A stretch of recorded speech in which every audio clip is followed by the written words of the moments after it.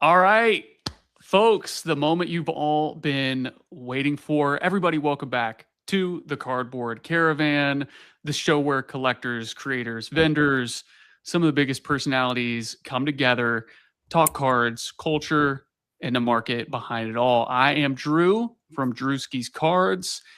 Today, we are joined by someone who has built an interesting voice in the TCG space, uniquely without ever showing his face, breaking down market trends, questioning some of the hype, making some very bold and predictive calls, and built an amazing audience that always want to hear what he has to say. He's got the charts, he's got the hot takes, he's got the info. Today, we might get some answers. Anon, welcome to the Cardboard Caravan. I appreciate it, and apologize for being a little late for this one. Sometimes real life calls, and appreciate you being flexible and ready to go. It'll be fun. Absolutely. Well, hopefully we get a little bit of a crowd here so we can get some questions in the chat. But until then, we're going to do a little this or that. So I'm just going to fire these off rapid fire. This is what's going to allow the audience to really get to know you at a deeper level, we'll call it. So don't need any long-winded explanations or anything like that. It can literally just be a one-word answer. Are you ready, Anon? Is this like the dating game where from back in the day where you had the male and the female and you ask questions about each other and the dude always fucked them up? Because I am 100% going to fuck these up. This is an unfuck-upable. I think you will be just fine. All right, let's do it. All right, question number one. Hot dog or sandwich? Hot dog in the summertime, sandwich spring, fall, winter, when it's a little bit cooler. Hot dog reminds me of going to the ballpark, There we go. Texting or calling? I'm old enough to know that calling is far more effective than texting. If it's my wife, it's always texting. Okay. I just can't commit that much time. Beer or liquor?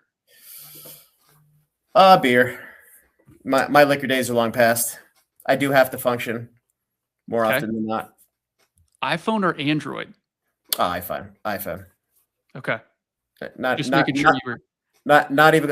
In fact, I would much rather have a BlackBerry because you can text and drive and you have buttons and you fuck up far less. But there you go. Home cooked meal or restaurant dinner? Home cooked meal. Bang. Not even close. Love it. Winter or summer? I'm a snowbird, dude. I love the wintertime. I mean, summer's cold, but I can't wait for it to get cold. Those 40, 50-degree days going into football season are awesome. Hell yeah. Ice cream or cupcakes? Ice cream. Vanilla or chocolate? Let's say chocolate. Is this like a personality test? You're going to spit out some response? Yeah, I'm plugging this all into a calculator right now. Oh, Keep great. going. Okay. I'm not sure I believe you, but let's go. Know when you die or how you die? Does it really matter because you're fucking dead? That's a great answer. And one that I feel I should have expected from you. Zombie apocalypse or alien invasion? Zombie apocalypse. Okay. You ready for some destruction? Way more fun. Plus, you've seen the movies. You see how it works. Aliens were fucked. Zombies, at least you get a shot.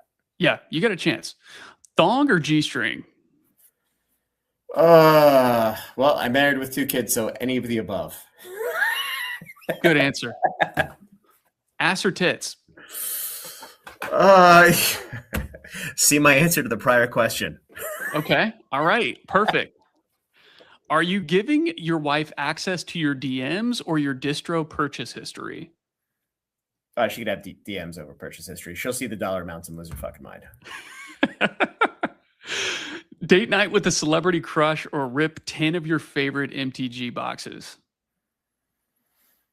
I absolutely despise opening cards. I fucking hate it. And there's no better way to cure you from wanting to rip packs than to have to do a mass box opening when it becomes work. Anything but opening packs. Okay. All right. Never have sex again or never buy product again? From my personal collection or to sell? Personal. Oh, fucking never buy product again. Not even close. Okay. Yeah. Good man. I do not have a big personal collection. I have an old Okay. Magic collection. I have a large vintage Magic collection, but I have almost nothing other than, the 410 Spider-Man boxes. But those are more business than personal. Okay. All right. Fair. YouTube gets one or the other. And this is the last question. Body count reveal or face reveal? What is body count reveal? How many people you've had sex with? Oh, body count reveal. Okay. That. Doesn't give a fuck. Anybody else? So this is, I assume this is mature audiences, right? Yes. To some extent. Yes. So when I was in high school, my dad had a good friend, and I think he was like a nephew or something, and super cool guy. He played hockey. I played hockey growing up, so we talk hockey all the time. And I think it was actually the summer of my freshman year in college. And he takes me aside. My dad's nowhere around there. Yeah, my dad was a state cop, like super goody, whatever. And he's like, "You have a girlfriend?" I'm like, "Yeah." He's like, "Break up with her." I'm like, "Why?" He's like, "You're in college. This is the time when you fuck everything that moves." And I remember to this day exactly what he told me. And, I had girlfriends all through college, so I didn't listen to what the fuck he had to say. But now it's like, God damn, I missed such an opportunity.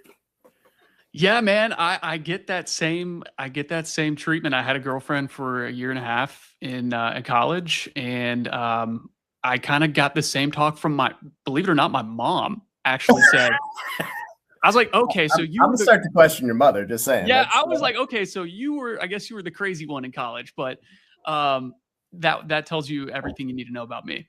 Yes, exactly. By the way, can you put the link here in the comments? I do want to share it in Discord. Yeah, let's see. Now that we've gotten through all the dirt. Yeah, let me pull it up on my end. I've been doing nothing but posting YouTube links all day, which is absolutely crazy.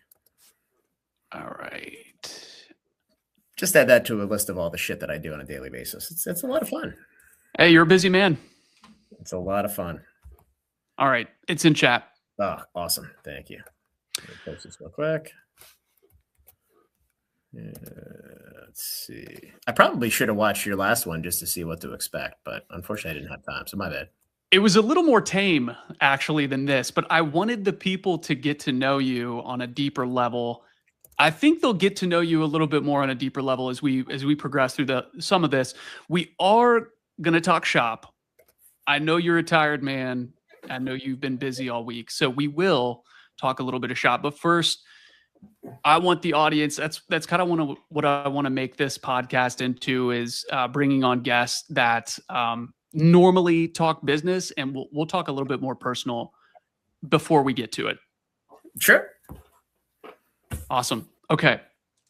So this is segment 2, and I called this one the early days. So where did you grow up?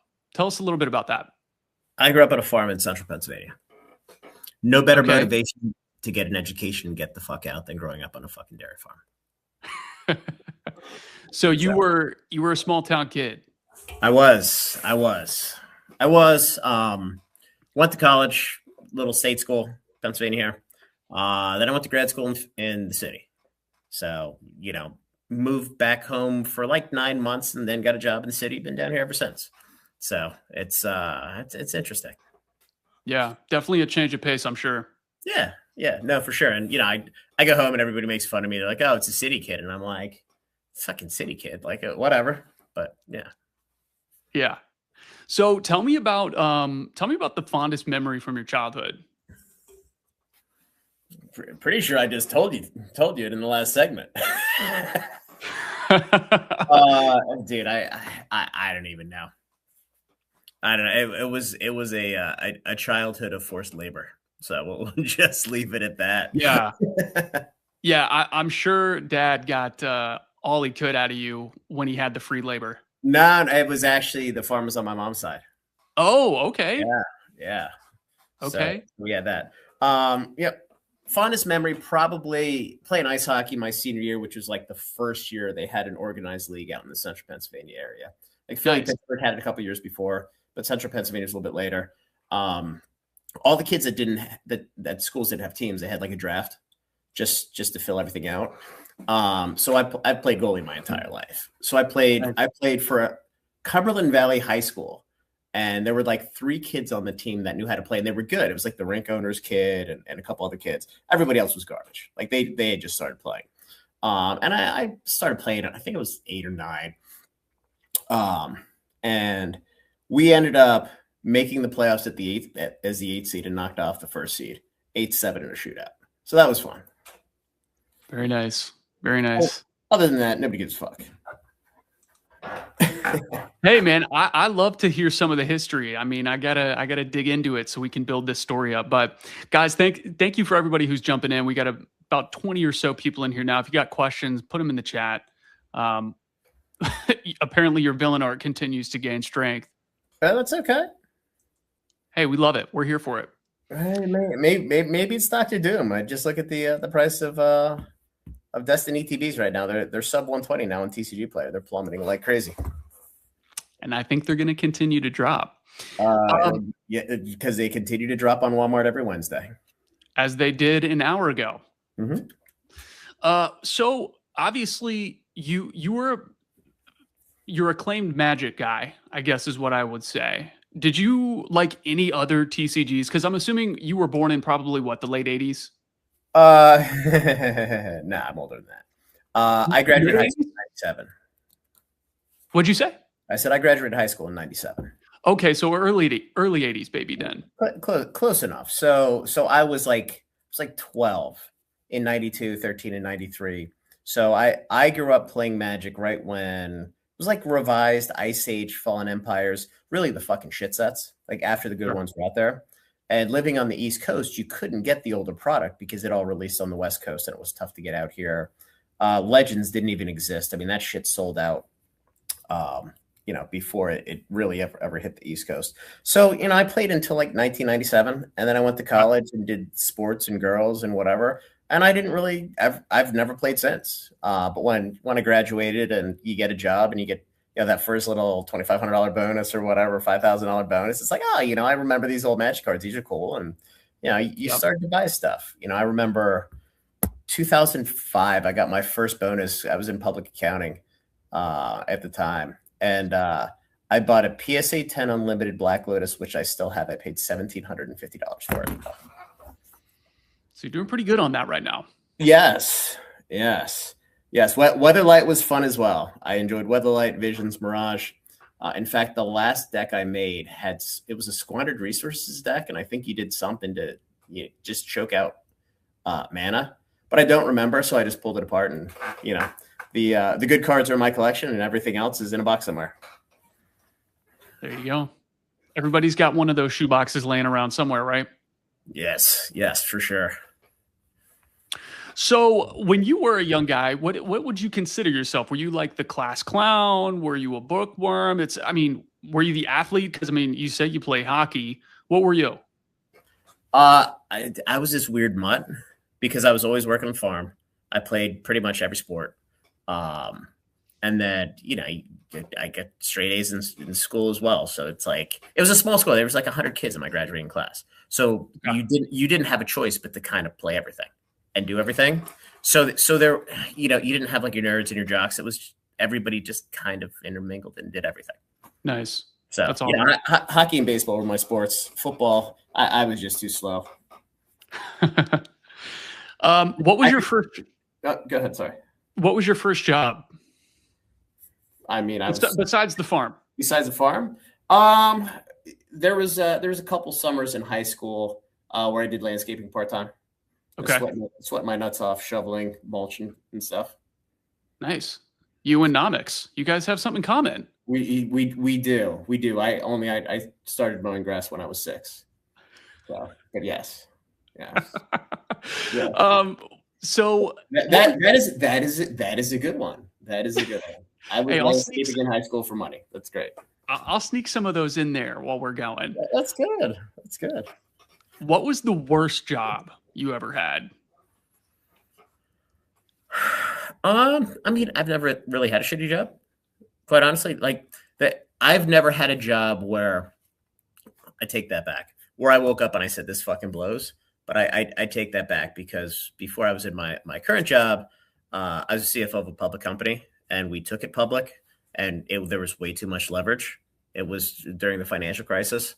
And every Oof. day I woke up and I said, this fucking sucks, because the CEO was worthless. Like, he wouldn't talk to any of the investors or anything. So I'm taking all the fucking investor calls, lobbing all the grenades. The last earnings call, we played the prepared remarks, which I wrote all that shit. And he said, good luck, walked out, and went to the fucking bar. Oof. I'm like, yeah, I've had enough. This fucking sucks. That was the end of me working there. But I get severance for a year, and I get to hang out with my my 2-year-old at the time. So he and I had a lot of quality time together. Sounds like you ended up on the better end of that bargain. Oh yeah, all day long, all day long. Best job you ever had? Fucking a non-TCG, baby. I get to do whatever the fuck I want. It's mine. Now, obviously, I have a business partner. So, it's partially his too, but I've spent my entire career making money for other people. This, I truly control my own destiny, make money for myself, my business partner. And that's great. You can actually use your business experience and your intelligence to kind of, outpace a lot of the competition in this space. Yep. Yeah, man. I love it. I love it.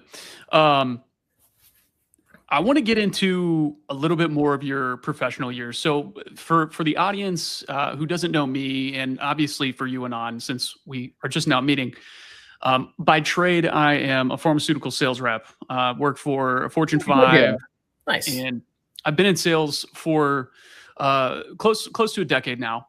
One of my big things, I love to talk to people. I love to get to know people. I have to build stories. I'm a storyteller by trade, essentially.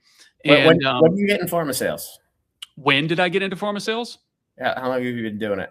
2021 was when I got into pharma sales. Before that, I was doing medical device. You missed the golden years, which was like 15 years before, where, you were, unless you had tits, you had no shot.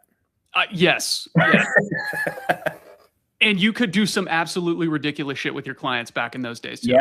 Yes. You could indeed. That's the only reason why I asked the question, just to kind of derail you a little bit, but go ahead.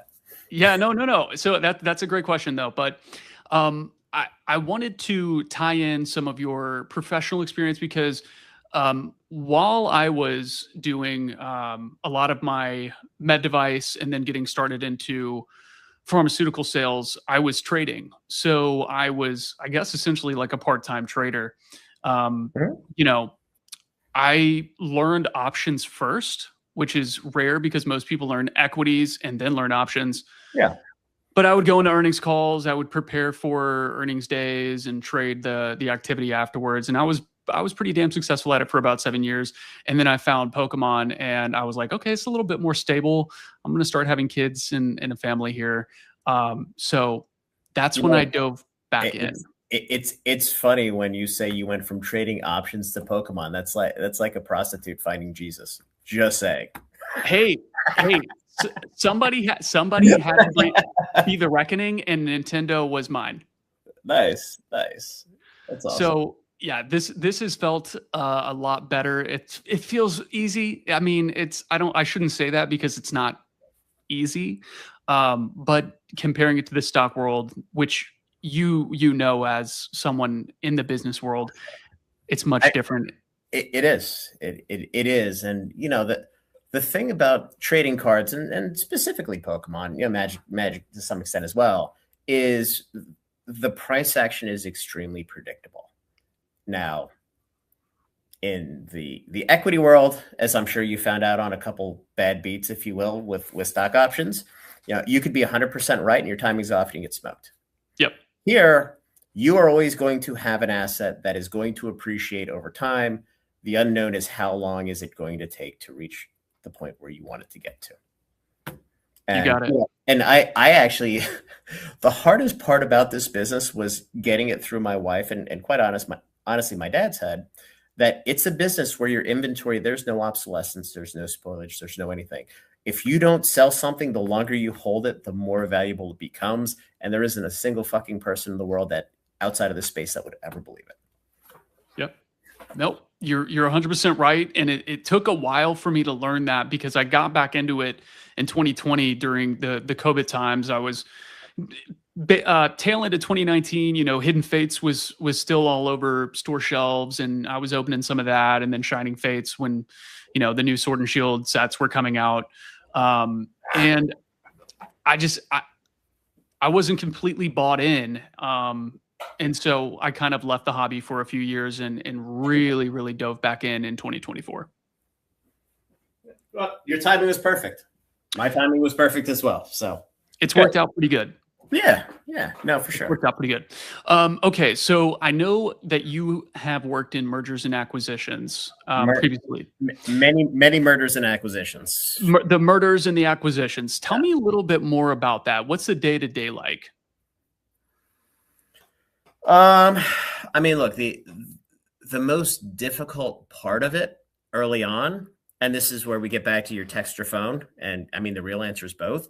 When you're sourcing acquisitions, and I was in the telecom engineering construction business, so super fragmented, right? Working for your wireline, your wireless, your cable MSOs, you need to identify where your strengths are, what you want to double down on, what either it's a skill set, a scope of work, geographic coverage, different demographics, because it has a direct relationship to your experience mod for insurance, or your health benefits, because you're diversifying outside of one of the blue states and red states where the rates are a little bit more beneficial, things like that. But once you start to learn all the different players, you have to build relationships with the owners of those companies, because if it goes into an auction and they hire a broker, you're not going to get a deal on it. Like you're gonna pay top dollar and get your face ripped off. So a lot of it was just information gathering and planting the seeds with some of these guys. And a lot of times it would take 2, 3, 4 years before they're like, hey, we're ready to sell. You're the first guy that I spoke to. Just wanted to reach out to you first. Because a lot of these guys, they don't know who to reach out to.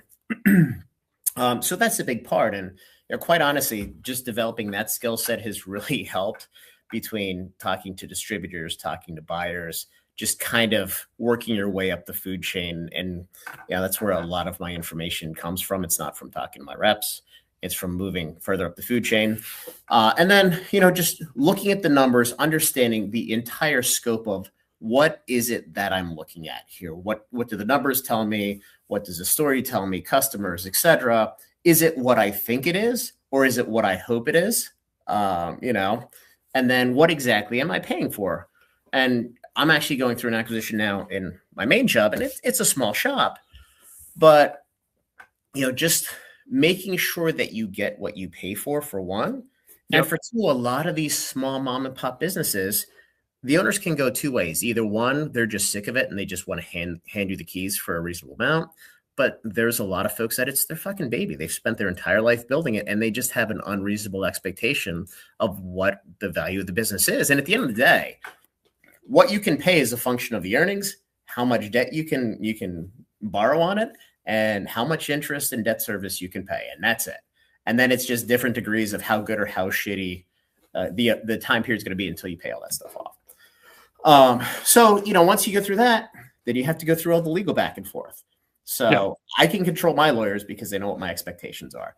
Every single one of these sellers who's selling for the first time, they hire a law firm, and the law firm's just straight, I'm going to redline the entire fucking purchase agreement. You're going to have no indemnity, fuck you, pay me. And I just want to drop it like a hot rock and walk away. So that's probably the hardest part once you get to that, because there's just a ton of emotional up and downs where it's like, we're finally going to close this. You agree to something. Then the next day the lawyer comes back and they fuck you. Yeah. So, and then, you close the deal, then you have to integrate everything into your accounting systems, your insurances. You got to redo benefits because, a lot of times if you're bigger, your benefits are a lot richer than what other companies are. You may have 401k match where those guys don't. And then you hope to God for the next 2 or 3 years, it actually does at least what you think it's going to do in your bear case. So it's it is a very extensive thought process from start to finish. And anything can get can get messed up. You know, we bought a company that was in the renewable space. They did heavy construction in the renewable space, a lot of Texas, Montana, Wyoming. Super profitable business. But the second that there was any sort of corporate controls put on the two owners, they just said, "Ah, fuck you. I get paid enough. Fuck you." And that was that. So, you know, you like 15 million bucks on fire because those guys are pieces of shit. So that's all stuff that you have to hash out during the diligence process, you know? So I've rambled enough on that. No, I love the explanation there. What I heard you say towards the beginning kind of ties back into the TCG space in my mind. It sounds like you were already professionally really prepared to take on some of the conversations and the relationships you'd have to build with distro and TCG. Am I wrong? No, for sure. And you know, I'm not trying to pat myself on the back or anything, but when we went in, we obviously had a couple accounts open with the LGS, which, you know, my business partner owns that piece. But then as we're building relationships and getting new accounts with the other distributors that we don't have, you know, I think, and I didn't really believe this at first, but the number of shitty accounts that these guys have is astronomical. And when I say shitty, you know, it's LGSs that can't pay their bills. Sure. Or you know, they can't afford 6 play boxes, or they're skimming money from the till for lunch, and you know, now they can't pay their bill. Or they're guys that they'll order 60 collector boxes of The Hobbit and none of the junk SKUs. And now, granted, there's no junk SKUs, but none of the regular play boxes. And then they'll throw a tantrum as to, well, how do you want me to run my business if you can't give me exactly what I order? You know, they're just people that don't understand the game. They're irrational, and just taking a little bit more of a practical approach. Because in the telecom world, when you work for the carriers, a lot of times you get a fixed price for a job. And there's going to be jobs where you print money, and then there's going to be jobs where you eat shit. But you're not going to get the ones where you print money if you don't eat shit. And it's really the same concept here with distribution, where, you know, when you're new, you have to differentiate yourself from the 98% of their customer base, because every one of these reps has 125 plus accounts. They just do. So, you know, they have to know you're not full of shit. They have to know you're credible. They have to know you can pay your bills, and they have to like you a little bit. Like, they have to enjoy talking shop with you, because a lot of times they just get yelled at. You know, I was talking to my my rep today.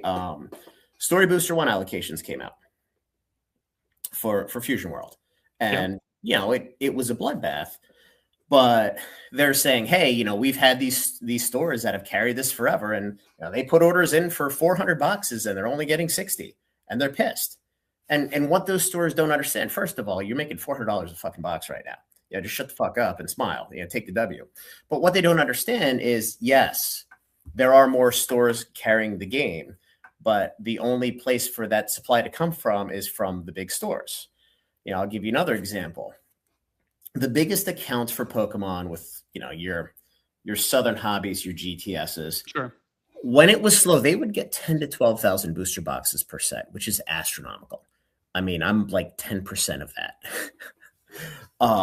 Now, because there's so many new stores that have organized play, and they have an obligation to give, you know, 2-3 cases to those organized play stores that are brand new, they're getting 4,500, maybe 5,000 boxes. So they've gotten more than cut in half. But ultimately, the only place where distribution can take supply from to feed all the new stores. Now, what they should do is just close new accounts. Sure. I can't help that business decision, but that's just the way it works in this space. And, you know, all you have to do is shut your mouth, smile, say thank you, and just keep doing what you're doing. Yeah. Well, I think it takes a business mindset to do that in this space, because a lot of people, especially nowadays, the entitlement is fucking unbelievable. Yeah.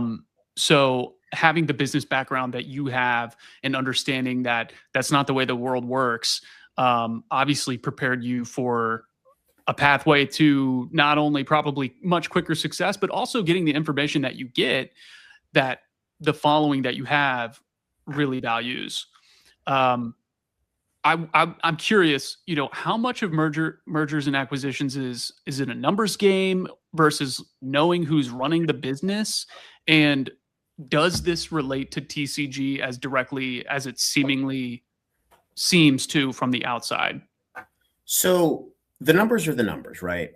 Anybody can do the math. Anybody can do the math in TCGs. Yeah. The key with M&A is building rapport and relationships with the counterparty to the point where they trust you and they're okay getting outside of their comfort zone, which when you hand over the keys to a company that you've controlled for a long period of time, that's uncomfortable for people. Yeah.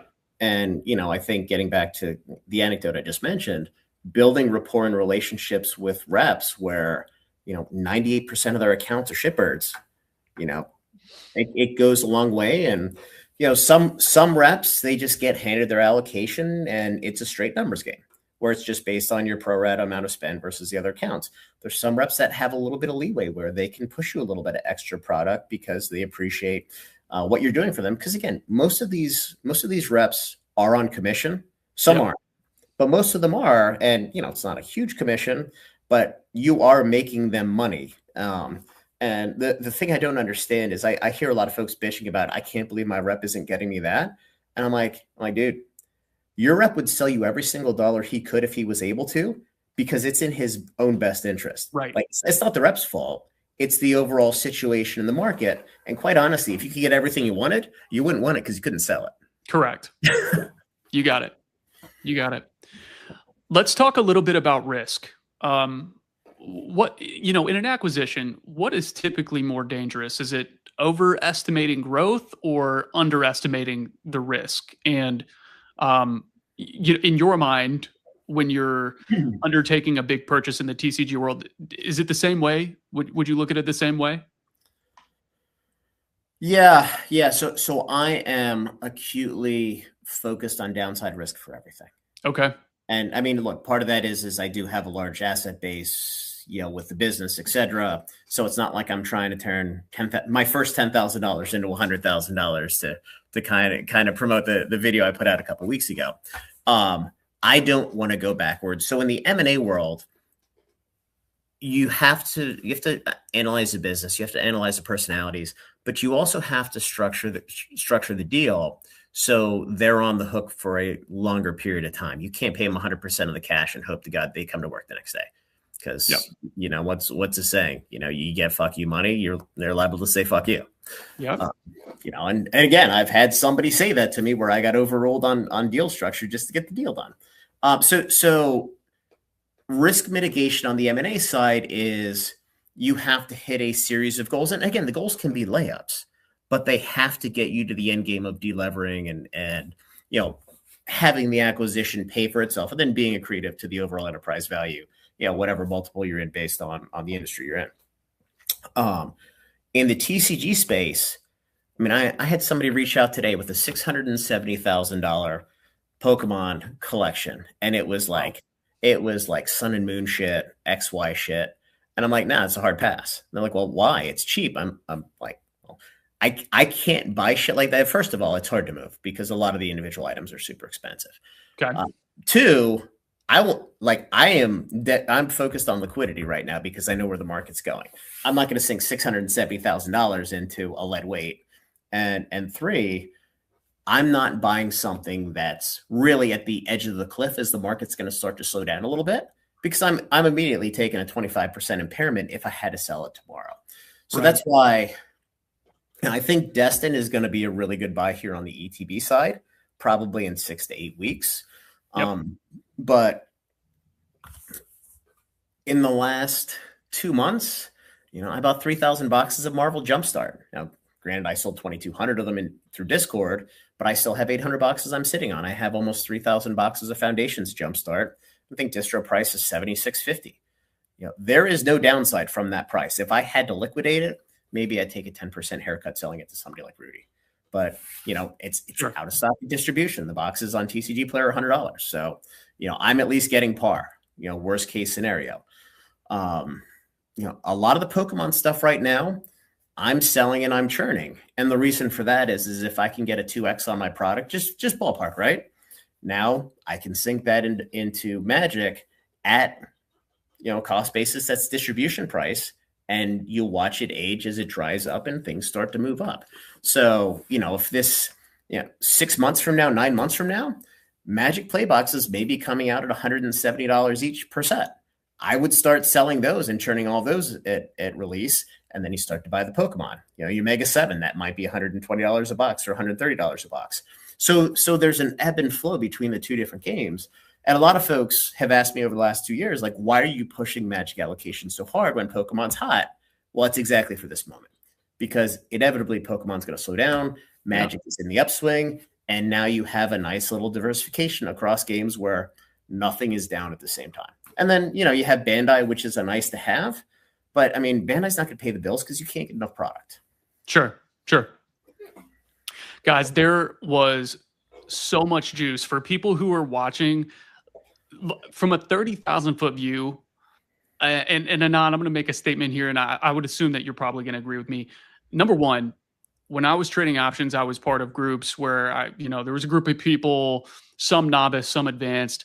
And of course, I'm in the same types of groups in the TCG space, and everyone who's novice always asks the same fucking question: how much money do I stand to gain by making this play? If I buy X product, is it going to outperform Y? What the advanced people, what the people with tenure will ask is, how much do I stand to lose by purchasing this product? Those the same people who ask the same questions that you ask. If I buy this, can I flip it for 50%? Can I get my margin and move on into a space like Magic, where I'm essentially buying the dip right now, and so I'm already going to be able to essentially leverage myself forward with that play versus just flipping the hot product right now so that I can get capital and stay liquid. And that's what I heard you say. And if people who have been doing this for a little while are asking themselves, how much do I stand to gain by making this play? You're asking the wrong fucking question. No, I agree. I agree 100%. And, and it's okay to buy things and be wrong. Sure. I mean, I added 500 Destiny TBs at 140 to 150 bucks 4 weeks ago. It was the wrong move, but I'm perfectly happy with that price point, because in 12 months, I'll be back to par. I'll be a little bit ahead. And 2 years from now, it's going to look like a steal. There was no fucking way in hell I was paying $600 or $550 for a Destin booster box. In fact, there's a reason why I made the video to buy Perfect Order and sell Destin. It wasn't because Perfect Order is a good set. It's when you handicap the risk. The downside risk for Perfect Order is very, very little. The downside risk for Destin Rivals at 550 is astronomical. It's infinite, because it is a stone cold lock. You are going to get screwed, and we're seeing it happen real time now. Yep. What's one of the biggest mistakes you see an otherwise successful business make most often? Just 30,000-foot view. Just really getting outside of your area of expertise in your lane. This is something where I rein myself in fairly often, because, in my mind, just the fact that Fanatics is limited, Topps is limited, I'm like, I would have no problem getting an account because of some of the folks I know. But I don't know shit about sports cards. I know the sports cards I have growing up, I could light them on fire for heat, and it's more valuable than the cards are. So I'm like, okay, I need to stay in my lane, because if I went into Topps, I'd be committing $3 million to spend a year. That's $3 million to spend a year that I can use to push allocations further for Pokemon soon. Haven't been able to for a while, but Pokemon soon. Magic for sure. Bandai, some of the other games that are coming out, and it's in my wheelhouse, in my expertise. So I'm not trying to learn the hard way in a world where everybody's going to give me bad information because they want to see me burn because I'm one less competitor. Here, I don't need that. I don't need other people's advice. So stay in your lane. Don't go outside of it. Don't explore. Don't experiment, because chances are, it's going to be a rough learning curve, especially now. There's so much money. So Pokemon is in a little bit of a lull and a downswing right now because of all the reprints coming out.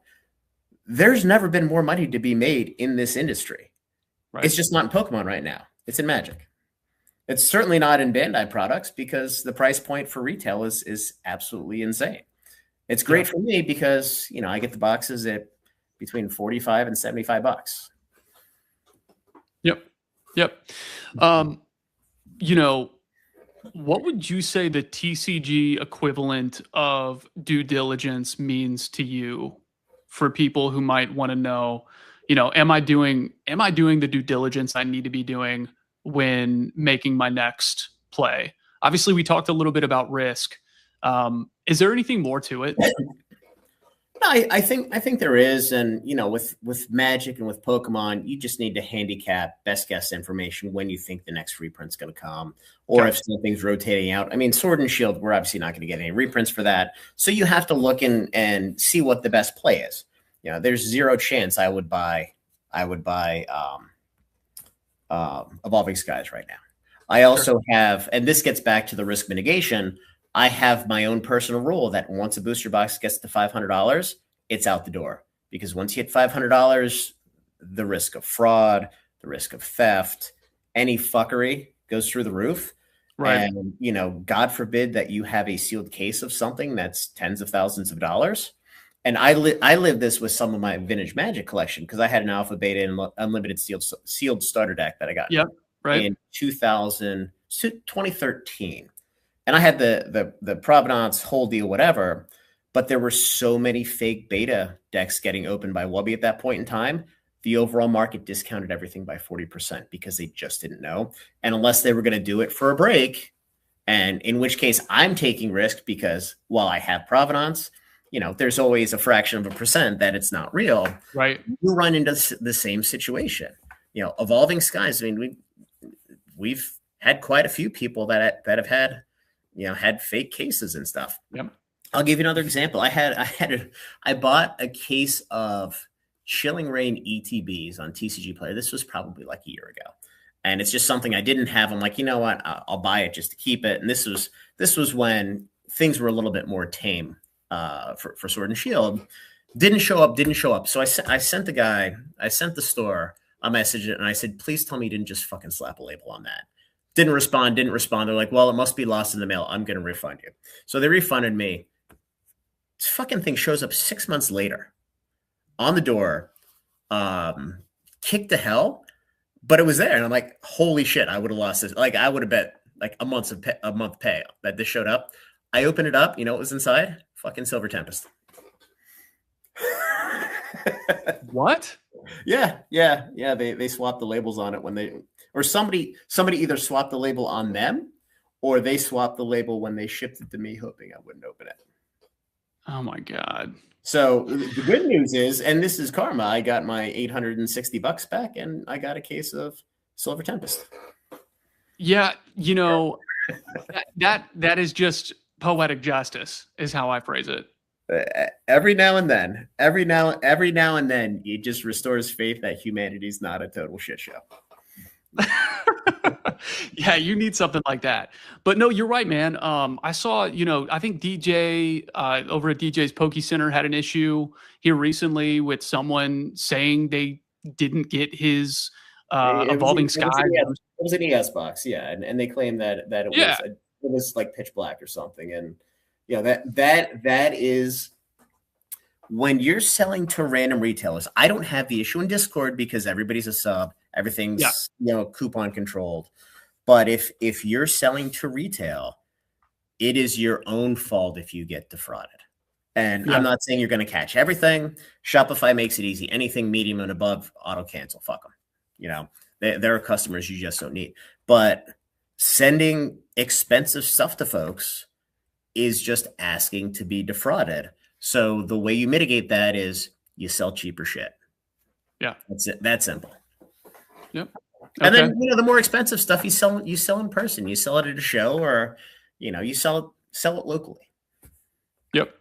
And, you know, there are groups on Discord where there are highly vetted buyers. So there are still methods to get rid of your expensive stuff. But you are right. Those those 5-figure ticket items, taking those to the bigger, collecticons of the world, front rows, things of that nature, those are typically your safest bets and just getting cash.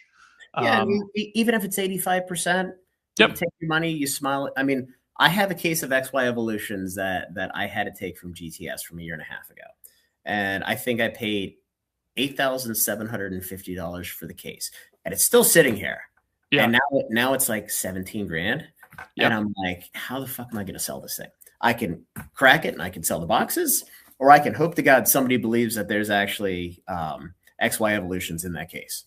Right. The label's nice, so hopefully that works. But you get to a point where it's like, it's just it becomes, the risk just isn't worth it. Sure, I've seen a lot of videos here recently. I consume a lot of YouTube because I'm driving all day, and I just have it on in the background, just playing.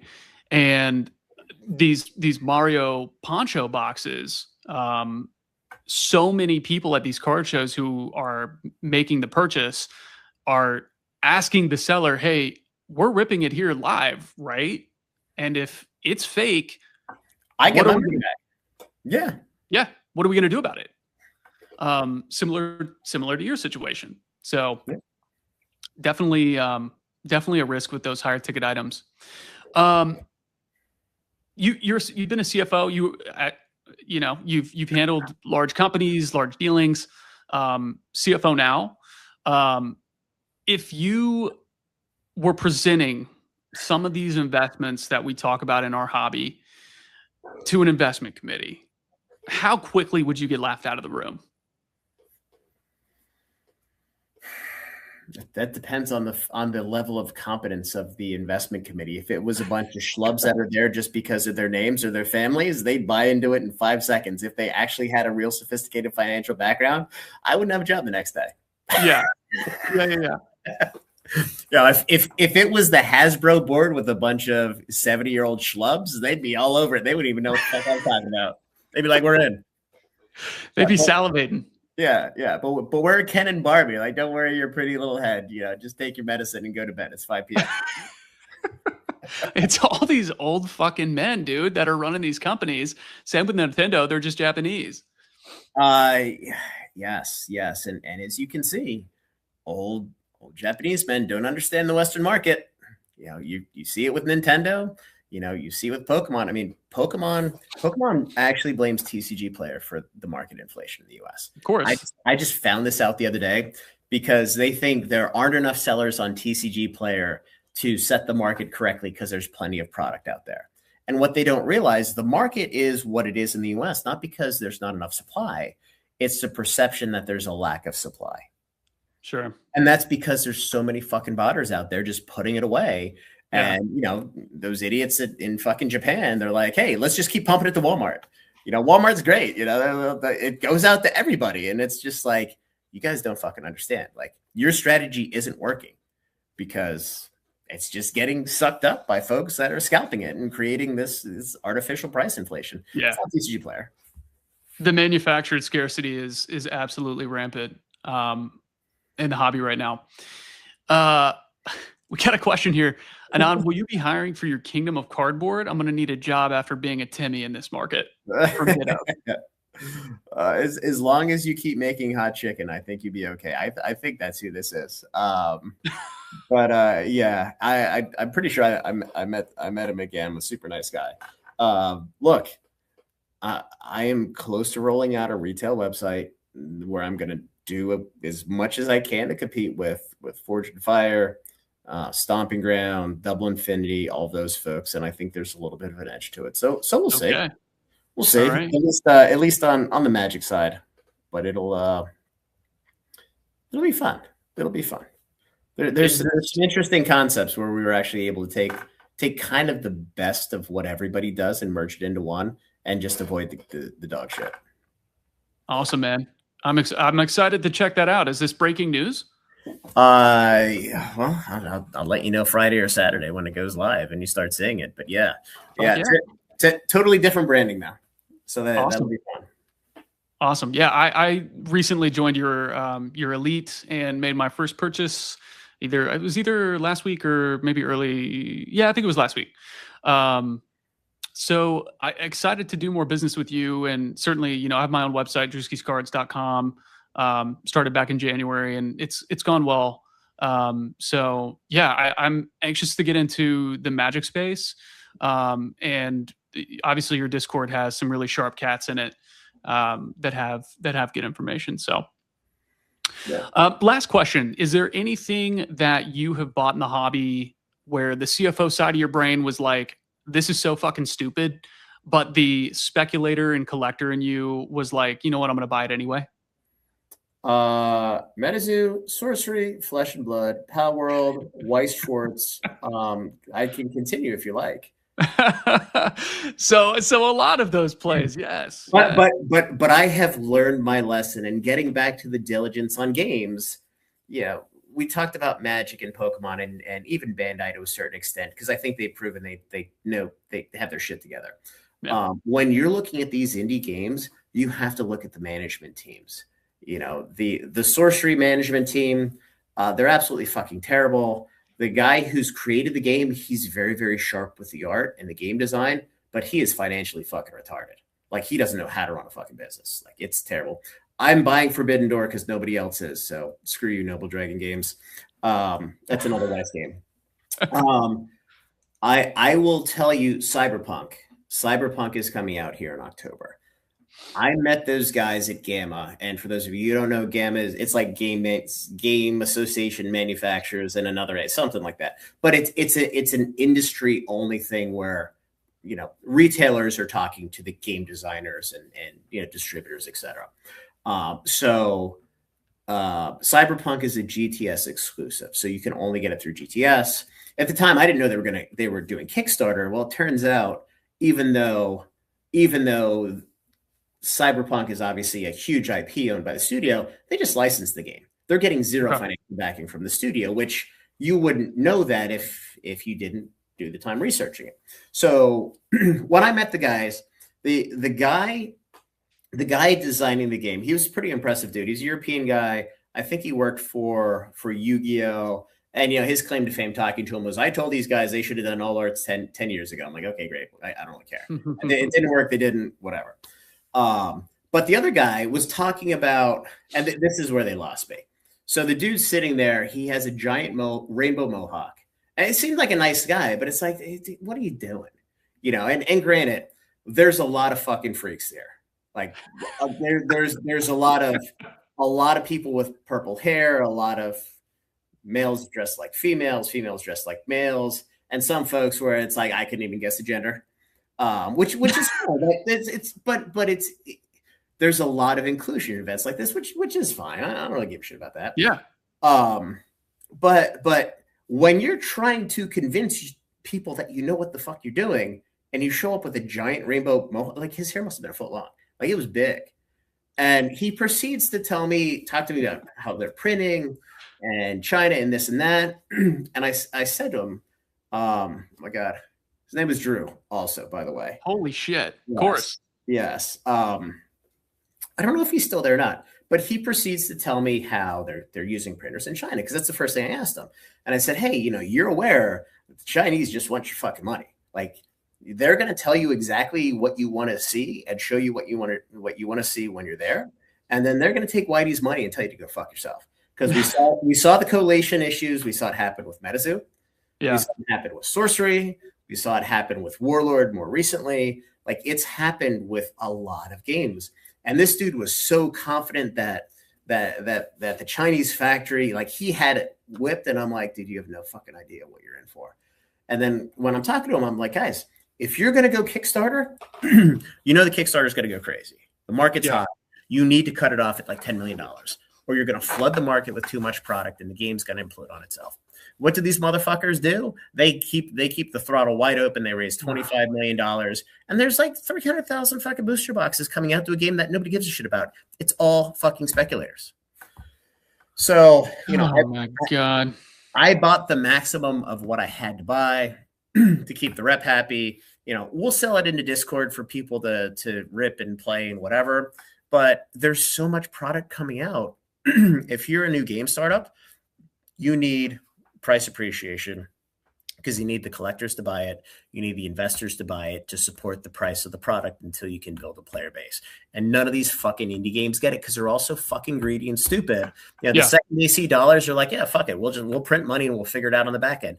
And it doesn't work. So, you know, that was a long-winded way of saying you have to vet out the games you're investing in. You know, I was late to One Piece. First of all, you have to order Bandai games 8-9 months ahead of time. Okay. So you have no idea.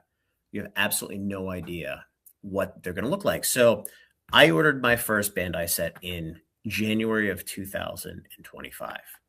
So this was a couple months after the whole reprint disaster. And, you know, we're probably 4 or 5 months clear of the reprint disaster for the first couple sets. I'd almost tanked the game. And I'm like, I don't trust Bandai to not burn it to the ground because that's all they've ever done. Right. Like, they build games, they burn them to the ground. Yep. So reluctantly, I placed the order, and it was only One Piece at the time. I think it was like OP10 or OP11, something like that. That sounds about right. And then I kept ramping the orders up. But the reason I didn't jump in with both feet was I didn't trust Bandai to not burn it to the ground. And the last thing I want is like a $25,000 commitment 9 months from now that's already worth zero. Because then it's just like, you have to take it. Like you cannot not pay your distributor. Like, you will just burn that bridge and then you're dead. So, you know, we've ramped it up over time. The shitty part about it is we had the maximum ramp up hitting for OP14. So if OP13 was just a normal set and didn't go nuts, we would be sitting on 300-400 boxes right now. Instead, we're sitting on 75 because OP13 went nuts. Everybody came into the market, ordered it, no different than what we're seeing with Dragon Ball now. And yeah, the rest is history. But I'm not upset about it. It is what it is. You know, we get 100 boxes of OP17. You're going to make $200-300 a box. $20,000-$30,000 isn't a bad fucking payday. Not at all. Yeah, it could be 120, 130, but it is what it is. You take the W, you move on to the next game. Yeah, and you've obviously showed that you're willing to take the game in, and so if the market does cool off, I bet you're probably going to be closer to the top of the totem pole versus some of those smaller shops that maybe didn't want to take the risk initially because they were in the same boat as you and they didn't believe in it. Yeah, and you know that it is okay to make a calculated risk on some of this stuff. You can't be stupid about it, right? You know, it's like you go on tilt when you're trading options. You know, you have a big position that you have conviction in, and it starts going down, and it's like, okay, well, I'm going to double down, and I'm going to die on that hill. Well, guess what? You're going to die on the fucking hill. Like you can't do that. You have to be intelligent about it, and you can't be emotional about this shit either. You know, one of the problems or one of the challenges with this industry and the folks in it is there's a lot of emotional people. There's a lot of adult children that are emotional. And they just don't know how to think critically about this shit. And quite honestly, it's one of the things that, you know, if you have a little bit of a business mind and you think like an adult, it gives you a huge advantage. Yeah. Guys, I am starring your questions in the chat. We will probably do a Q&A towards the end of this if we have time. We don't want it to go too long, but certainly I want to make sure that if you do have a question, Anon has an opportunity to answer it. So next segment, we'll get into, I'm just calling it the meat and potatoes. This is probably why most people are here tonight to listen to some TCG stuff, which I promised you all we would talk about. Shit, I thought we just did that. Well, now people want to hear about fucking Pokemon. So we're going to talk a little bit about that. I will tell you, I didn't have Pokemon growing up. I didn't have Yu-Gi-Oh growing up. I had Magic. That was it. So I have no love for Pokemon, which makes the business side of this very, very easy because I have no nostalgia. I have no emotional attachment whatsoever. So that's perfect. We're not going to ask you for any kind of plays. Yeah. Well, I mean, if you want to ask me for plays, I can give you 2 easy ones. Is it the perfect order? And No. We're not going to pair trade perfect order and Destined Rivals. There you go. No. I mean, since we are getting non-enhanced booster box reprints of Journey Together, I am 100% certain we're also going to get the same for Mega 1. So, you know, that Bulbasaur and the what is it? The Ends Reshiram. Those two are they are the play, because both of those boxes on the enhanced side, at least in English print, probably have 700,000 copies of them, and that includes sealed boxes that are sitting in vaults. So the total population of those is it's reasonably small when it as Pokemon goes. Right. Okay. So there's free juice for you folks who are listening. Box topper promos. Consider those as maybe some plays you can make here in the medium to near term. Let's talk bubble talk. Are we actually in a bubble? What do you think? No, I don't think so. I think there's really no catalyst to where we're at. It's really organic interest that's just kind of built on itself. And, I think it's a little bit of a function of the society we live in, where, things go nuts. Everybody wants to jump on the bandwagon. We saw it with crypto. We saw it with shitcoin. We're seeing it with TCGs. The difference with TCGs is there is tangible value to the product, which is really, really funny when you say that versus a bunch of different financial instruments. But there is tangible financial value. And I think that the one thing now, and I mentioned this last night in the stream that I did, with Sword and Shield, I don't think the market was mature enough, and I don't think there was enough awareness as to the performance of Pokemon over the years. So I don't think there was nearly as much, and we can call it professional money if we want to, or institutional. Sure. It's kind of all the same. I don't think there was a whole lot of dollars there to support it, because at that point, I think people looked at it as a kid's game. I think today, just given what we've just gone through and the returns fresh in people's heads, I think there's probably hundreds of millions of dollars sitting there, waiting to potentially buy things up, which is going to inherently support the market to some extent. In my opinion, far above what happened at its lows in 22 and 23. Yeah. Do you think the major contributors to a potential heavy drawdown are going to come down to, and Pokemon would lead the way with this, finally printing to demand after the 30th anniversary, and these botters and scalpers just leaving the space because of lack of opportunity to make money? Is that what would take us, into a place of a deeper drawdown? Yeah, so it's interesting. This is almost the talk that we had with with every Treasury Secretary ever when it comes to crisis, can they manage a soft landing? Yeah, and that's effectively what we're trying to do, because you have that MSRP price point that once you get to that, you have an astronomical amount of artificial demand that goes to zero. Yeah, and it's your botters and your scalpers. So while it's an almost impossible task, I think what they're doing strategically with hammering the Destiny ETBs, and then they're pushing it through distribution where distributors can mark it up to $200 a fucking ETB, and then they're going to continue to drop more on Walmart, and it's death by 1,000 cuts with this thing. And when you manage to hammer the proxy set that everybody wants, because it's obviously commonly thought of as the best standard Scarlet Violet set, right? It's the inverse of a rising tide lifting all boats. Everything else gets tamped down.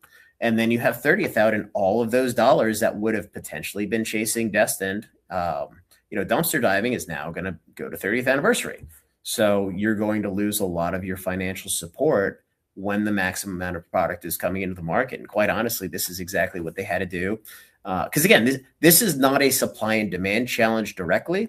This is a perception challenge that they have to break in the market, that there's not enough supply. And I will tell you, they're probably overprinting Mega 6 and Mega 7 with what I know. 950,000 boxes, just back the napkin math, printed in the US. That's not counting the 40% of the English print run that's printed in the Netherlands, is probably way too much. And if they drop it all in one wave instead of doing two waves, and I don't know if they're doing that or not yet, the market's in for a rude awakening on standard sets. Now, I think what we're going to see is a massive divergence between people buying the standard sets and then people buying the specialty sets, because it doesn't matter how much specialty they print, it's not going to be enough. because the perception of value is always going to be there unless they make a shitty set, which they've Right. proven that if they want to make a good set, they're going to make a banger. Does that open the door for more opportunities for good entries into longer term investments though? I think it does for Pokemon. Yeah. I mean, Yeah. your standard sets. And again, I think we're going to see, in my opinion, we're probably going to see Delta Rain. It's going to be hot set. If it's 2 waves, it's absolutely going to hold $200 all day long. Sure. If it's 1 wave, I could see it struggle to hold 180, 170. And then when we get to that Mega Lucario set, which is most likely going to be a weaker set, unless for whatever reason they go back to merging 2 sets as opposed to just mirroring Japanese. Sure. I think we're going to probably see 130, 140 bucks. Again, unless they're waving it and they're holding a lot of product back and they're leaking it into the market, which is quite honestly what Magic's doing right now. So it really comes down to how much strain they want to put on the market. Because think about it this way. If Pokemon dumps all this product on distribution, now you have a big supply chain issue because you're taking up space and square footage that you hadn't previously taken up in warehouses. So distribution is going to have to move it as quickly as they can, which means they're going to have to start discounting the price because stores are going to eat their fill. They're not going to have capital to buy more. So so when distro starts to discount things just to move it, and we actually saw this with Magic back in August of last year because they got so many pallets of Bloomburrow Commander decks and Duskborn and Ixalan and Tarkir. They were offering discounts just to take pallets and move them out of the warehouse. Now it was, $5 per display, but, paying 104 instead of 109, makes a pretty big difference percentage-wise in the grand scheme of things. Yeah. But I think one of the plays that Pokemon could do is create a warehouse and a supply chain crunch by forcing distributors to take all this product to the point where they now have a problem where they have to move it or they need to find storage for it. There's a gentleman who has talked a little bit about this that you've been having a little bit of what I would call a beef with recently, and he's got some big hair. I'm actually a big fan of this gentleman. I like him a lot personally, and I think he and I have either similar taste in content or we've made some similar content. Now, you two might not see eye to eye on everything, but I think that would be one point that he would absolutely get on board with you on. And just to be clear, I don't dislike him at all. I mean, sure. I think the political stuff in his videos doesn't have any place in YouTube. But look, that's his prerogative. It's his channel. It's whatever. I have no interest in selling Japanese or foreign cards ever, especially when English cards are cheaper. I just, my videos aren't about getting attention and trying to be the man. It's trying to help people out, make sure, with the sales, make sure there's enough meat on the bone for everybody and move on to the next one. Yeah. It's just a little bit of a different approach. I mean, look, they're nothing but respect to the hustle. And I mentioned this last night. Like, I pay no attention to Team Rocket Joey or Kira's content because it's drama shit. Like, that to me has no value. It doesn't mean I don't respect what they're doing because I know what they're doing.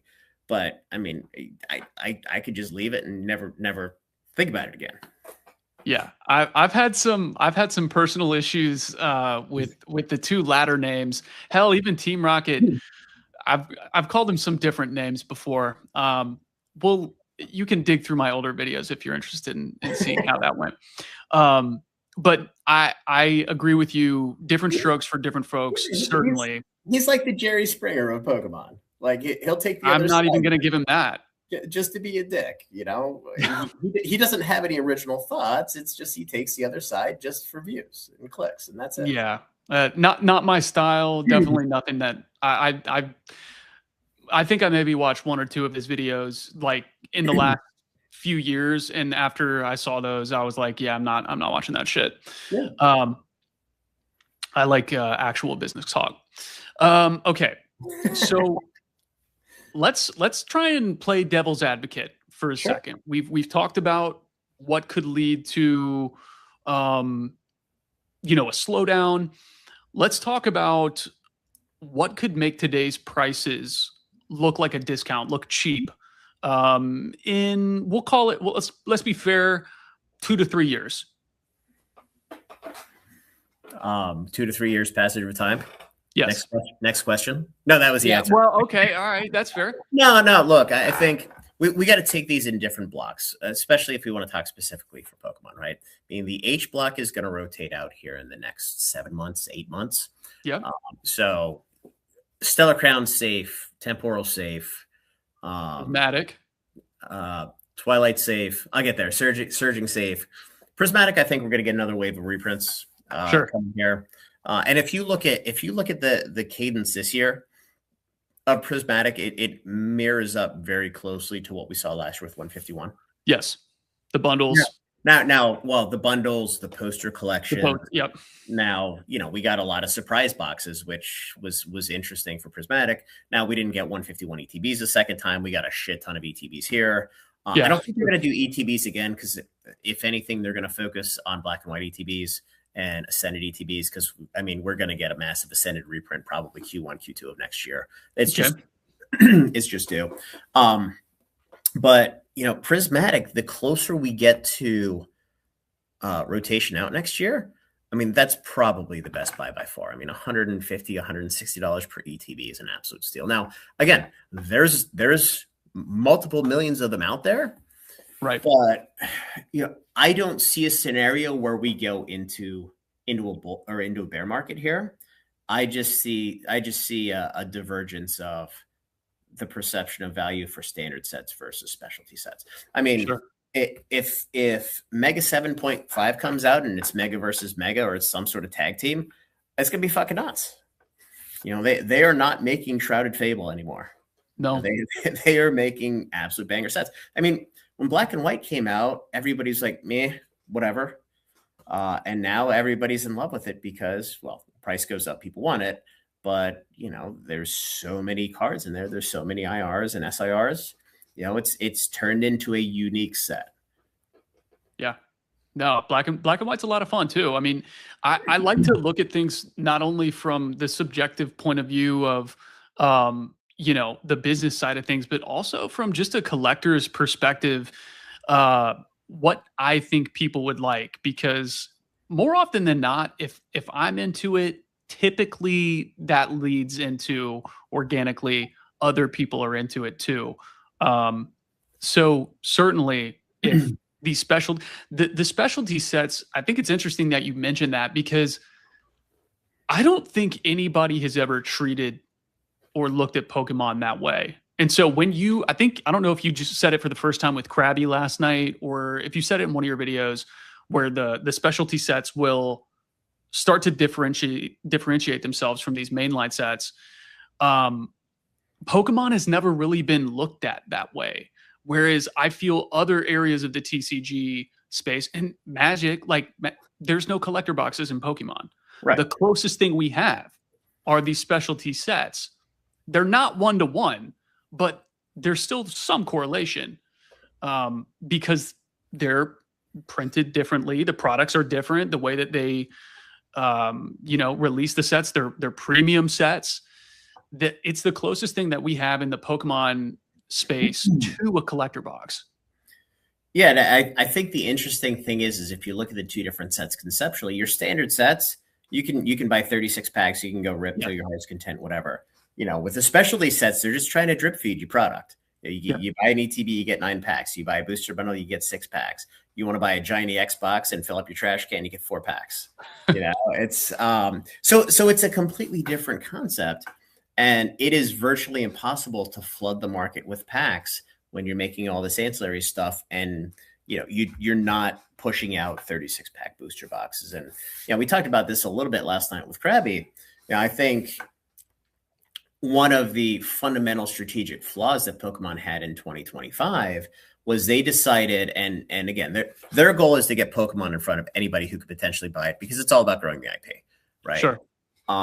They decided that they were going to make all this ancillary product and push it out to all the big box stores to get it in front of more people. And what they underestimated was the greed of the Western botter and scalper to go in and just swoop everything. And the intended final audience never had a chance to buy the product. So they would have been much better off in just dumping the shit out of booster boxes and crushing your LGS, which are the financial children in the room, not your big box stores who don't give a shit. They just want to sell the product, take their fee, and move on. And that's the direction they're going now. And I think pretty quickly they realize that they fucked up with that strategy. Yeah. I was reading something on Reuters. It said the broader industry is legitimately growing. Asmodee recently reported TCG related strength, 23.1% quarterly sales growth. I think that was Q1 2026. There is some interesting debate there. So is it real industry expansion? Or is it speculative excess? Yes. All of the above. Yeah. I if you have the article, send it to me. I'd love to read it. I can pull it back. Yeah, I can pull it. Because look, we have a couple different issues, right? So, Magic is the best-selling game. No doubt it Wizards of the Coast generates more revenue off Magic than what Pokemon does off Pokemon. Now it's close. I think last I saw 2024, Pokemon did like 895 million of revenue, and WotC did like 1.2 billion last year. So that it's not off by that much. But Wizards of the Coast just raised their MSRP by 8% on every single product. So, when you take the largest player and you increase the MSRP by 8%, I mean, that obviously is going to be a couple hundred basis points of change there. Sure. You look at the increased print runs for Pokemon this year. Yes. Is that a US only number? Or is that a worldwide number? I would have to dig back into that article. I pulled the quote and that was it. Okay. Because even though, and this is just my concept or my theory, even though Pokemon printing globally was down for the second year in a row slightly, I believe. Yep, I think the number of cards printed in English in the US has increased dramatically. Because I think they've just shied away from other foreign language cards and other things. I could be totally wrong. That's just kind of the thought process, and just looking at the allocation numbers and the print run numbers and seeing them continue to inch up versus what we saw. I mean, even with like Paradox Rift, which dumped the market. I mean, there were not 825,000 booster boxes of Paradox Rift. There was just way less demand at that point in time. Sure. I'd be curious your take on the 30th anniversary, and you and Krabby may have talked a little bit about it. Catalyst or sell the news? I think it's underpriced right now. I'm not gonna lie. I think nobody has priced in or has any understanding of those three Mews that I've talked about at length, and nobody haven't seen it yet. I made this comment last night. There are at least 10 rip and shippers that have been pulling this shit 24/7 or ripping these shit 24/7. We've seen one red, we've seen one blue, we have not seen the green. There is no way in hell that this is a 1 in 1,000 pull rate, because we would have so many of them out there. It is what I'm told it is, which comes obviously from internal folks. We'll just leave it at that. Mm-hmm. So if you have a $5,000, $10,000, $15,000 chase card in a set, it is going to be somewhere between $15 and $20 a pack. I went back and I looked at just the history of, and if you look at 151, then Prismatic, then Ascended, just the raw search pack price has continued to shift the curve up every single set. Mm-hmm. So I think the low price for a loose pack on TCG Player for Prismatic was like $8.50, $8.60. Ascended was like $11.30, $11.40. I mean, I would be shocked if we ever see sub $13.50 for 30th anniversary. And again, the packs are half the size, but the commons don't fucking matter anyway. So you're still getting the good stuff in there. So I would argue pack size doesn't matter. But again, we're not, even though we're getting about approximately 180 million packs, we're not getting it all at one time. And I know the factory is way behind, and people are going to rip the shit out of this. I mean, your SIR chases in that set, they're going to be $500 to $1,000. I mean, there's going to be so much value put on those singles, because all of the dollars that are kind of on the sidelines, they're all going to chase 30th. Mm-hmm. Oh yeah. And look, 30th is going to be done printing in 2 months, and they're not going to print it for a while. So what's in the market is in the market. And as far as I know, I don't think we're getting any specialty products for 30th going to big box stores, because my understanding is the factory did away with those for 2026. Now there was a couple one-offs, like things Sam's Club that were contracts from the year before. But they're just trying to streamline the print process and kind of narrow things down. Like we're not going to get a GameStop Moltres UPC. Okay. We're not going to get any of that shit, at least is my understanding.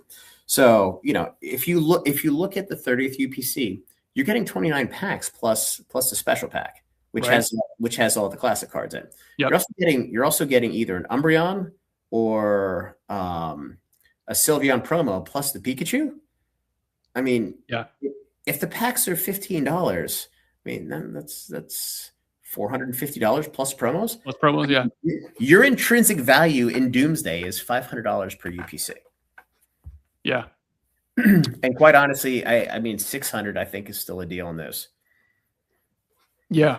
No, I mean, I think I listened to you and Krabby today on the pod, and I think what he's doing, scooping those up at GameStop for, what do you say, $380, $375? Yeah, it's fucking steal. Money. Yeah, that's free. And the interesting thing about this set is, this is this is like everybody's perfect set. You have your collectors who are going to want all those SIRs. You're going to have your rip and shippers who are going to be able to pump these things out because no one's going to be able to get their fucking hands on the product, and they're going to want to chase those Mews. And then you're going to have your sealed collectors who are going to say, holy shit, I'm just going to get as much as I fucking humanly can possibly store either in my home or in my storage unit, because everybody is ripping this and they're going to rip it as much as they possibly can, which is only going to bode well for long-term price of this product. Yeah. Just two quick points on that. And, rip and shippers are starving right now because it's a tough business because the standard sets aren't doing well. And let's not forget, I made the comparison to Prismatic versus Ascended versus, and I'm not going to call it Ascended Rivals tonight. I'm not going to fuck that up again. Not again, man. Yeah, like the 7th time. Let's not forget, when Ascended Heroes came out, it was not well received. Like people didn't love it until a couple weeks in, until they saw the different Pikachus and the Gengar and stuff like that. Everybody knows how much hype is in this set. And it just got that much bigger with the red Mew and then the green Mew.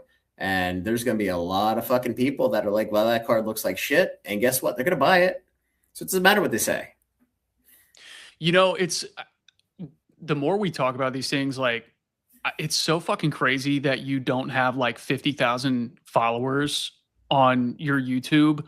But what you said to Krabby is right about how people watch brain rot bullshit on YouTube and not the content that you put out. Because in my opinion, the fact that, number one, you broke that news is the biggest thing in the PokeTube sphere that we've heard probably in 2026. And it sounds like I'm glazing, but it's just objectively fucking true. So it really is a shame that more people aren't watching, because number one, no one fucking else on YouTube who has been doing this for longer than you have got that information. And it turned out to be true. And I think it's probably the biggest story of the year.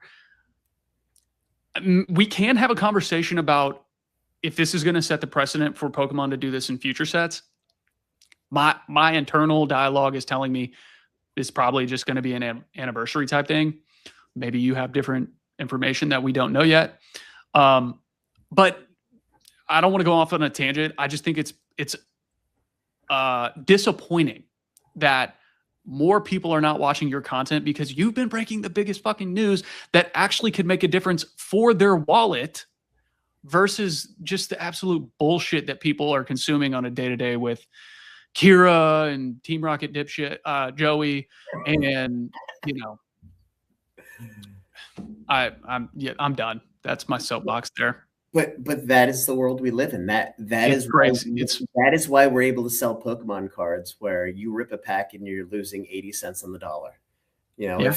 if the world was full of sophisticated, financially competent people, they would be buying Pokemon. Yeah. You know, No, you're right. it just kind of is what it is. And you know, getting back to your question, your comment on, is this insert something that's specific for 30th anniversary? It is, and the reason it is in the original was it Red and Blue? It was a secret, yeah, secret Mew. Game Boy game. It was a secret rare, so Yeah. it wasn't officially in the game, and then they added it in the 11th hour. So I think it's really cool that they have this homage to the original video game, and you know, there's so few people. I mean, I didn't even, somebody had to tell me that. And then I looked it up. I'm like, oh, that's pretty cool. Because again, like I mentioned, I didn't grow up on Pokemon, so I haven't even played any games. But it's really, really cool the way that they have this set up, and you have all the little Easter eggs in there. Yeah, no, that's badass. So shout out to Nintendo for actually doing something pretty cool for the anniversary. Hopefully they have something up their sleeve for the 35th because it's going to be hard to top. I'm just hoping that Wizards of the Coast has something up their sleeve for the 35th because it's next November. So yeah. I'm hoping to cash in the same way that we're going to cash in on the business side of the 30th. Just me being a little bit of a whore here. I'd be shocked if they don't. Yeah, I mean they're literally seeing this is how you do it. After last time, you know, with their 30th, they got crucified because of what they did, and you know, different management team. But I'm actually cautiously optimistic because I do think as much as people crucify Hasbro for being stupid, they are reasonably intelligent folks. Yeah. I want a Funko Pop of Cynthia Williams. That is what they should do to when they flush all their debt through Chapter 11 from their SPAC public IPO. They should sell limited edition Cynthia Williams Funko Pops. Hanging out, that would be the way to do it. That would be the most epic troll of all time. Dude, you're in merger and acquisitions. You need to pitch that. that would be the murder part of Murders and Acquisitions. Yeah. There you go. Hey, I had this is a side question. I was curious if maybe you had any info on this. My last guest that I had on the pod, we were talking about alternative TCGs, which we will do that in a little bit. Is there any truth to the rumor that Bandai has their own dedicated teams that run each IP separately of each other? Yeah, I've met all of them. So they go to all the events that Bandai goes to. You know, again, you have the opportunity to meet with all those guys, you know, in one-on-ones at Gamma. You know, you get meetings, etc. So I talked to I actually spent most of the time talking to the Gundam guy. So I mean so they're Asian, right? So they age well, but they all look like they're in their mid-30s, which is good.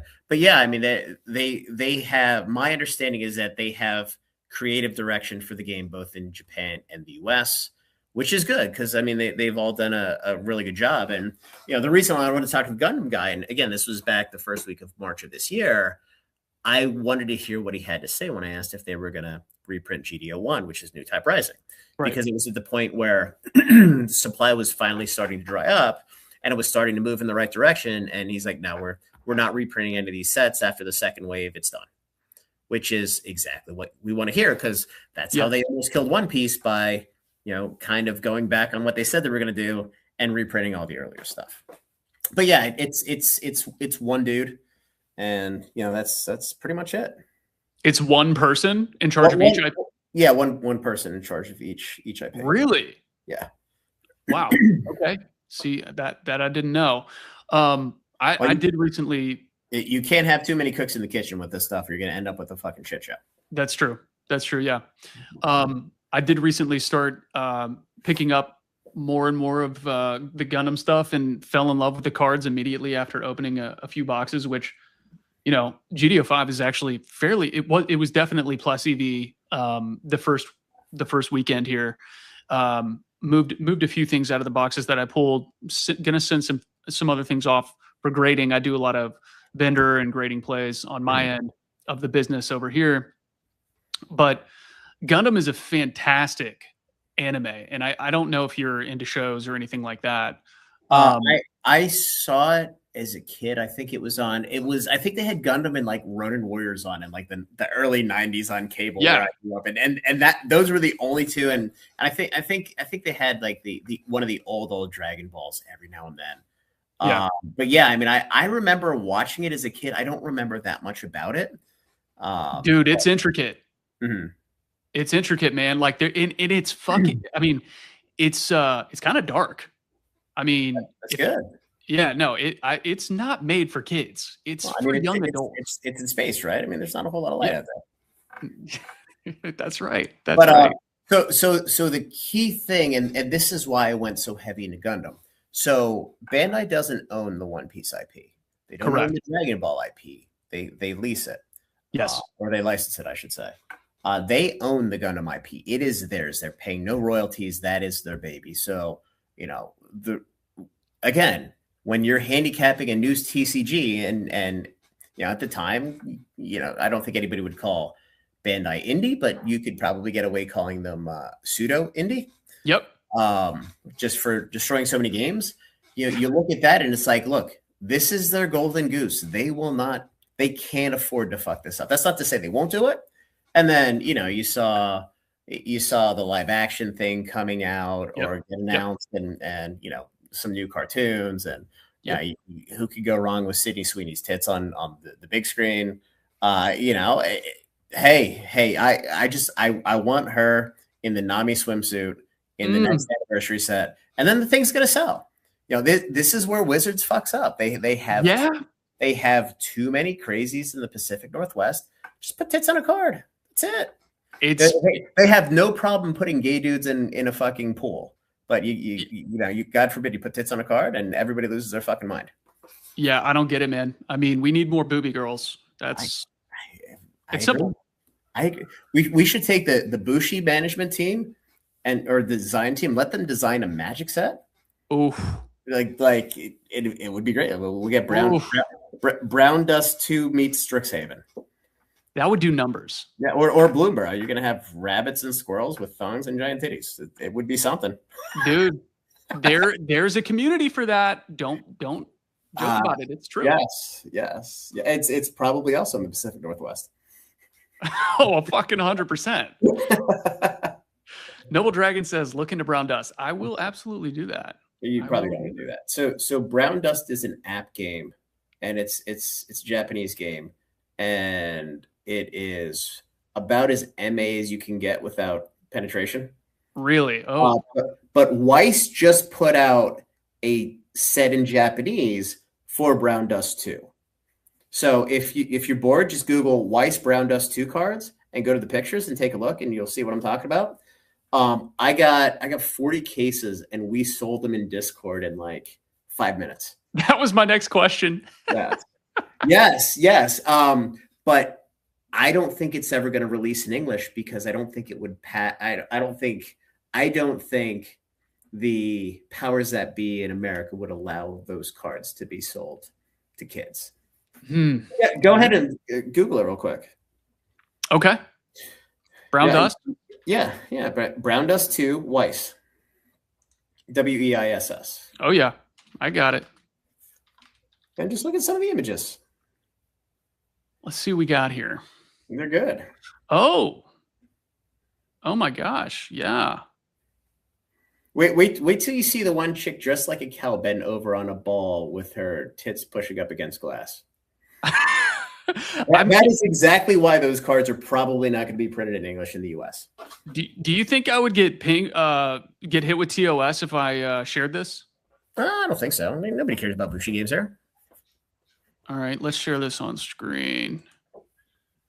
So this is the same company that's making Power World, by the way.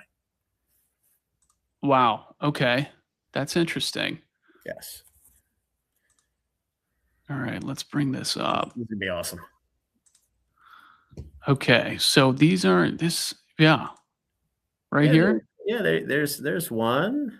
Scroll down a little bit. You see the one with the yellow right underneath it, right under share. Here. I can't see your mouse. The one that says sample with a crown. Just click on it and make it bigger. This guy? I can't see the thing. The one that says 8,000 in the bottom left. With the signature right in the middle of the card. I don't see one that says 8,000. I don't know why. I see the 1,000 Okay, one. you see the top right, the big one with the butt, right? And you see where it says, you see where it says share right underneath. I think our screens are different. Hold on, let me. Just click on any card. Just make it bigger. Let's go with this one here if we can. Just find the most provocative one you can. Wow. There you go. 500. Is this price correct? I can't see it. I still see the Google search. Reshare your screen.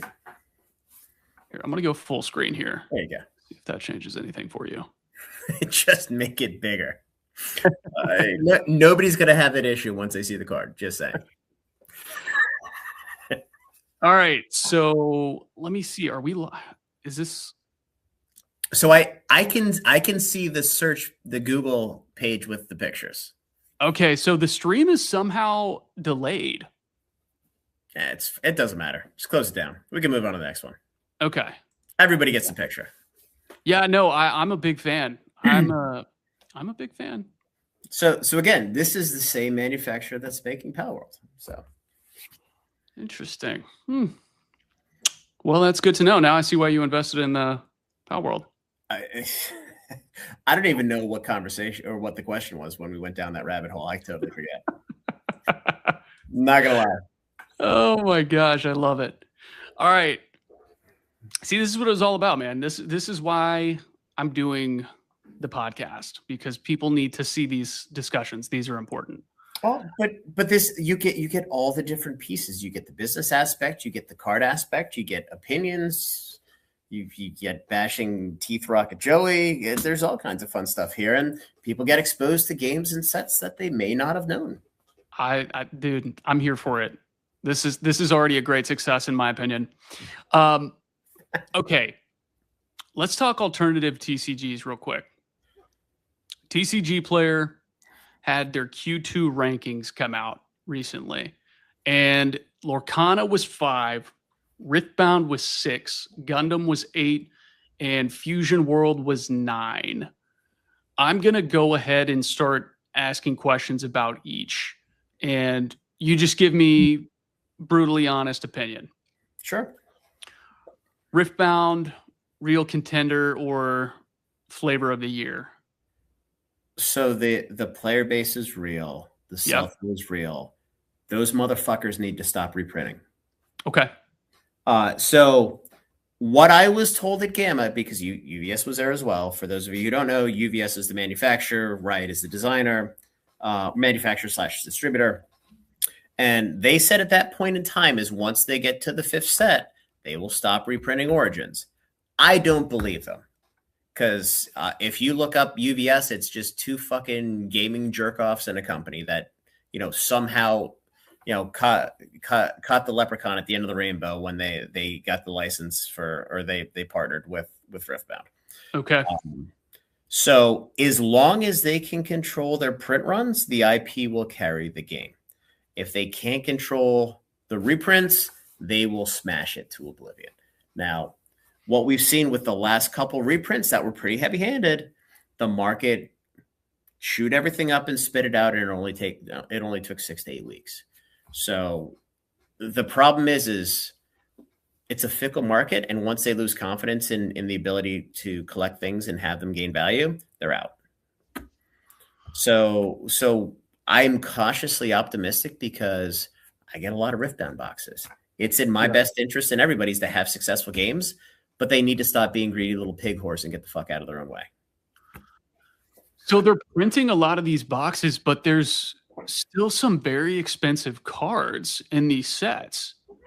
Does that not lend to the ultimate fact that they're probably going to continue to get ripped by collectors? I mean, obviously it seems like the player base is more akin to the Magic side of things, where they have such a strong player base, and the collector base might not be 1-to-1 with Pokemon. Is Riftbound in the same boat? Oh, there's a lot of big collectors and investors from Riftbound buying it just because of the IP. Yeah. 100%. Okay. Look, I think part of the reason why the player base is so strong is A, they played League of Legends, right? So they know the IP, they have nostalgia. B, they're playing with cards that are worth money, which is what people want. So, I think you're going to see it, if the game turns south because of too many reprints, you're going to see the player base shrink like it did with Lorcana when, before it caught fire here recently. Okay. How's that for a non-committal answer? What'd you say? How's that for a non-committal answer? No, I mean, honestly though, like we talked about, that is something that is such a huge piece of all this is, number one, do you trust the management team? I don't know anything about them. You obviously do. It sounds like they might be a couple fucking knuckleheads. And if they don't turn off the printers, then shit does not bode well for the collector base. And if you go back, and I know you're too busy to do it, but if anybody who's watching goes back and watches my live from last week, I talk about, number one, you have to have a collector base and a player base to have a perfect blend and mix to make a card game be what it truly can be. Right. It can work with a player base, but they don't spend fucking money. So, and I look at it this way: your lifeline for a new game is your collectors and investors because they have money. Yeah. Your downside protection in a bear market is player base. The player base, yeah. Simple as that. Yeah. All right, Gundam.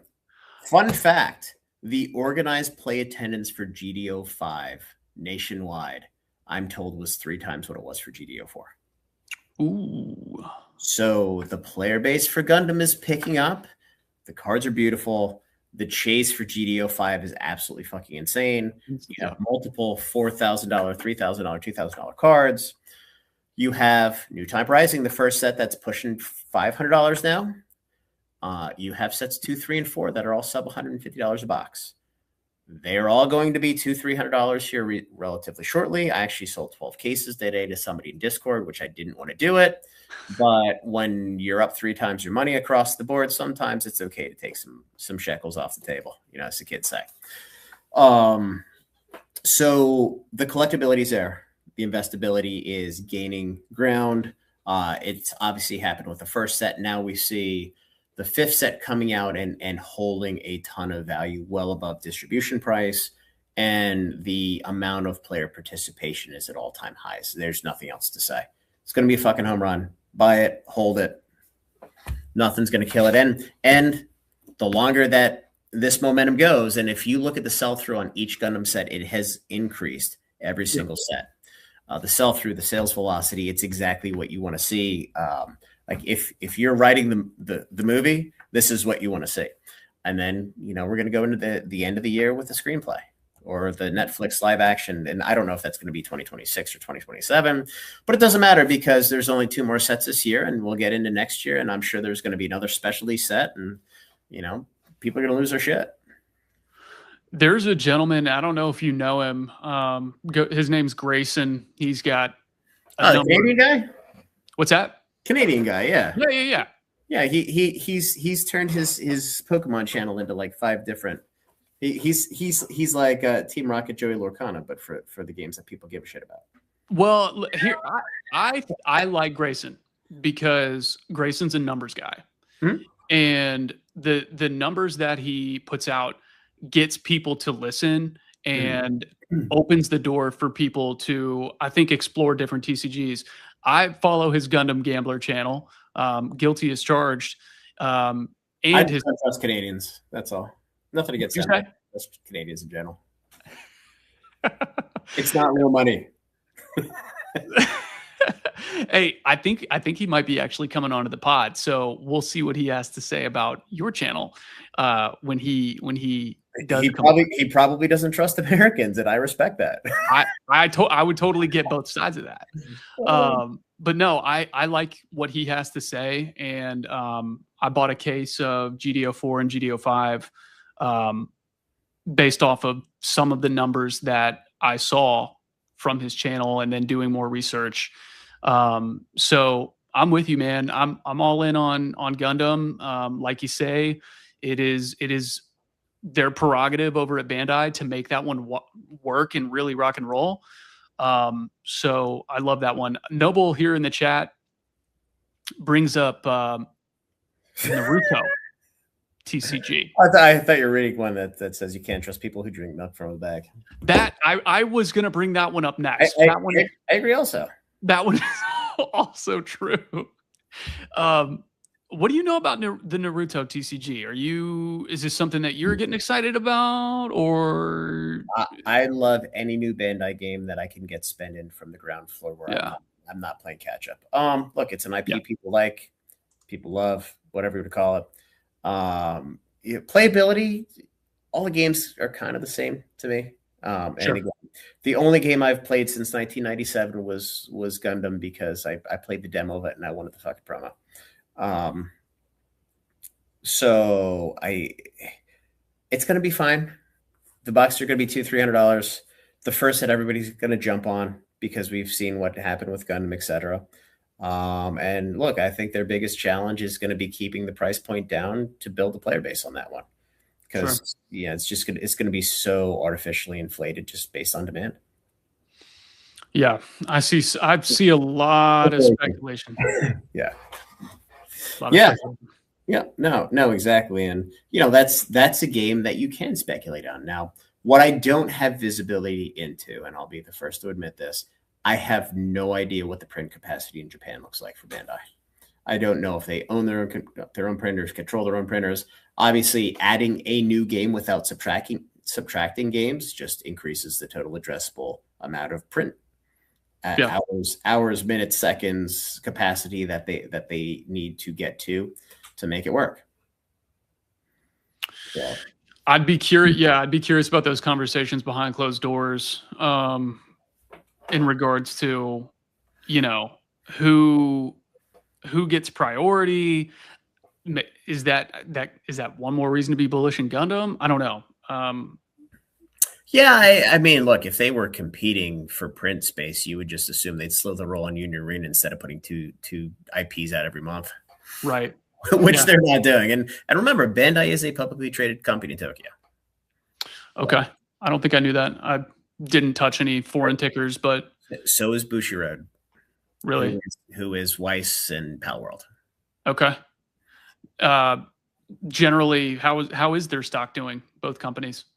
Have you looked at a 40-year graph of the Japanese stock market? It is a straight line. Yeah. It is literally a straight line. It has not done anything because the population's been in decline. It's really hard to grow GDP when your population is contracting. Well, a successful stock doesn't necessarily lend to a successful TCG, as you can see with, I guess, what's going on with Lorcana right now. I'm not very bullish on Lorcana, but the speculators are taking shots at it right now. I guess I'll ask you about that. Do you think that the market has underestimated the nostalgia or staying power of Disney? No. I think 100% of the challenge with Lorcana is getting Ravensburger to balance their print runs. Okay. Them coming out and announcing this collector box, and granted, I think that was a little bit of an oopsie. I don't think they planned on doing that. Yeah. Quite honestly, I think they had that developed before the market turned in their favor because they needed something to kick on the collectors. So it comes down to print runs, and what we saw, I think, starting with Jafar and then Fabled, and then the more recent sets, the print runs are tighter. Now we have a set coming out, which is Hyperion City. Hyperion, I don't even fucking know. It's oh my god, I don't even know what it's called. It's the Day of the Dead set movie, whatever the fuck it's called. Coco, maybe. I don't know. I haven't seen Disney movies in forever because my kids aren't into that yet. They're not old enough. Yeah. But they do have an opportunity to potentially increase the print runs and smash this next one. And then the set after that it's not only the one where they claim they're going to have collector boxes, but it's also named after the Inkland set, which was the biggest bag of shit in the history of TCGs. It was their third set, and they just printed the living fucking hell out of it. And they're still like a distribution price. So the one thing that they have done is they have introduced much better chase cards, much more rare chase cards. So the chase ability in ripping packs is there. It's actually quite good right now. There's a lot of value. You know, $2, $3, $4,000 for the big chase cards. That's, you know, one every X number of cases. But you just got to keep your foot off the pedal when it comes to printing, and you got to let the organic demand catch up to the supply. And look, if a box comes out at $200, that's okay, because Disney's selling the fucking boxes for $90. It's not like they're selling them for $50. Right. So I think the jury's out. With this new set, it was the first time a lot of stores had organized play fire off on Lorcana probably since the second or third set. So it's moving in the right direction. The question is can these idiots stay out of their own way? Which means keep the print runs flat. You probably should stay away from collector boxes, because it doesn't matter what they say. They're going to make collector boxes have something different than the regular boxes, and people will only chase one of the two products. And then you end up with Star Wars Unlimited. Yeah. Yeah. A brand that I was excited about because I'm a big Star Wars fan, until I realized that the people running it are fucking idiots. I actually have some on look at that. my deck here. Well, the good news is you're going to get a 2028 Star Wars Magic the Gathering set, so you have that to look forward to. I'm excited about that. I'm curious about Star Trek. I've got some of the collector boxes coming in, just because you throw William Shatner on his auto on a card. That's a winning recipe. For that set, they took everything that was good in Magic and they put it in this set. I mean, you have cards in fucking Klingon, which is, I didn't even know that. I mean, I knew there was a lot of nerds out there that knew their own thing. But I mean, you have Phyrexian cards from older sets that do well. You have the Dwarven cards and the Elven cards and all the shit from The Hobbit, Lord of the Rings. Exactly.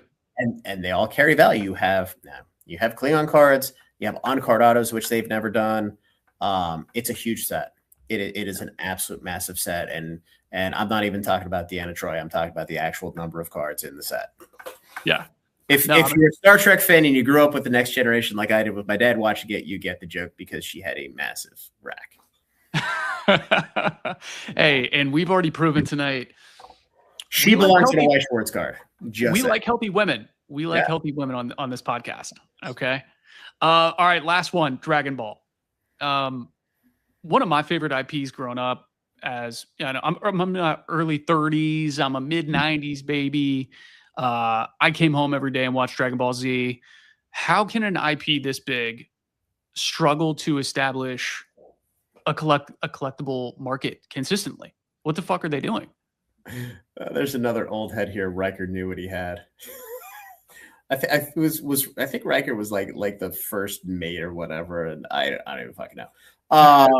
So the unfortunate part about Dragon Ball is it has a very long history during the dark days of Bandai blowing games up, and much like you, I've played ice hockey my whole life. So I'd come home from men's league games as an adult, and I'd shower and I'd go to bed and Toonami would be on. So, it'd be 2 episodes of Dragon Ball Z and, Frieza and Boo or whatever the fuck the guy's name is. Yep. And, I would watch the same 25 minutes of one of the guys powering up and not doing a fucking thing again and again and again.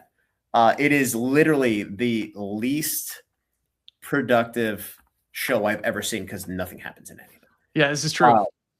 But I think so. You have Dragon Ball Masters, which is the OG game, right? And it's been around for a while. Last year, which was Gamma February, they were actually talking about merging the 2 games together into one. And I guess that just never happened because Fusion World was relatively new in early 2025. So I think you have this weird dichotomy between 2 games because you have Dragon Ball Masters, which is a legacy, they're in a set like 32 or 31. So it's kind of stale. But now you have Fusion World, which is absolutely popping off, going batshit crazy. And it's a newer game. I mean, we just got FB10 out. So you're only 2 years in a set into the game. So I think Fusion World is going to do very, very well. Again, the cards like Gundam are beautiful. Yeah, they're absolutely nuts. It's actually an IP I know better than Gundam, because I think that's pretty much the only anime I've ever watched. But I don't know what to think about Masters.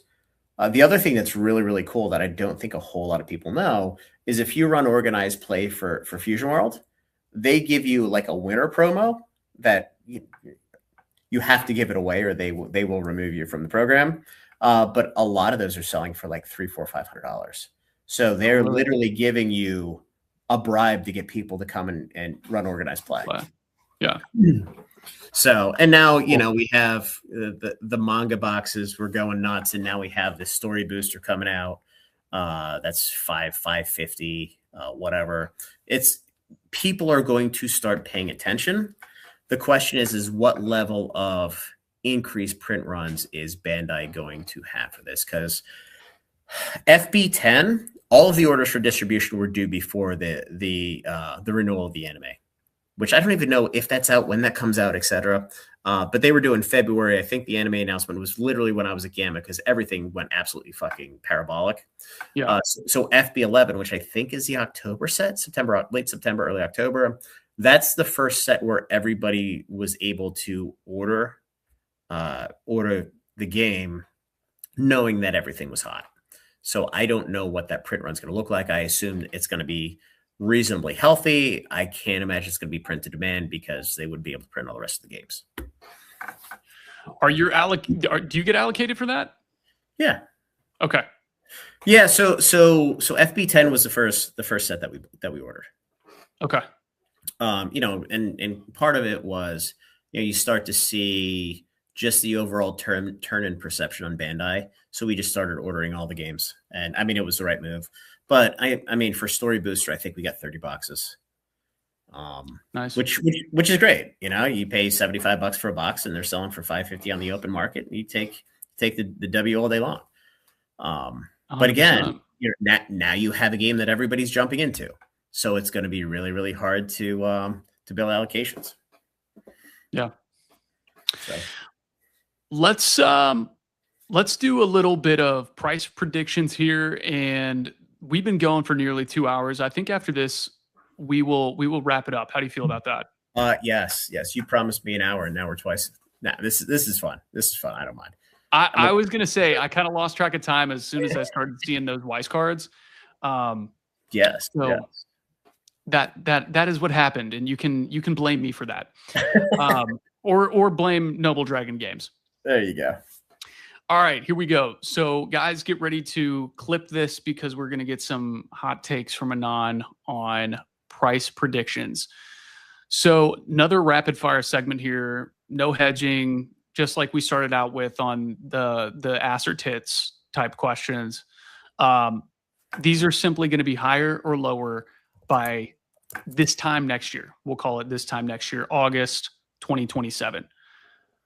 And it's the whole market, not just one set. So I know it makes it kind of hard to predict, but we'll do our best. Pokemon, higher or lower? What are the rules again? We're just talking general.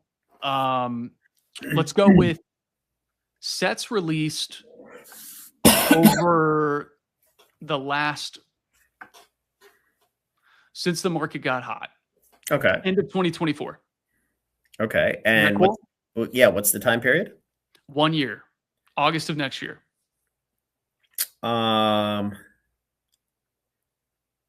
Everything in the H block will be higher. I think the I block, except for Destin, will be higher than where it is now. And I would say the current block will be lower. Okay. All right. One Piece. I think One Piece is going to be right where it's at. So just nice and steady. I think it's nice and steady because remember, OP17 is the first set where they added Southern and PhD for distribution. So Right. as long as they can print product, they can throttle and they can make sure there's, you know, they're either pulling product out of the market or pushing product into the market. Because I think ultimately, as much as they like $250 boxes at release, they should probably aim for like 150, 175.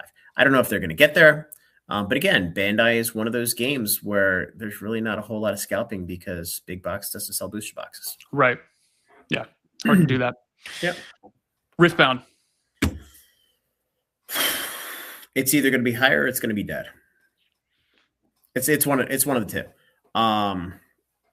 So a year from now, they're going to be on set 9. Yep. So we're going to have some idea of what the history is on reprints, etc. And they're going to be getting just close to their first rotation because I think they're going to rotate out on set 10. I think it's going to be higher just because I think... Trust them. No, I don't trust them. I trust the global shortage in printing capacity in ink and paper. So they have a sharp knife and they're looking at it like straight down, but it's like there's like a block keeping them from stabbing themselves in the eye. that is global supply chain. So they're going to succeed in spite of themselves because they can't do what they want to do. All right, I like that. I like that one. Let's go Gundam. Gundam's going to be way higher. I think next year this time we're going to have sets coming out at $250, even $300 because they're going to have to start increasing the print run on it. Especially if we get another 1 or 2 sets in with the same or growing player base, and even if you get to the point of diminishing returns on the trajectory we're currently at, it's going to be so many fucking eyes. Lorcana.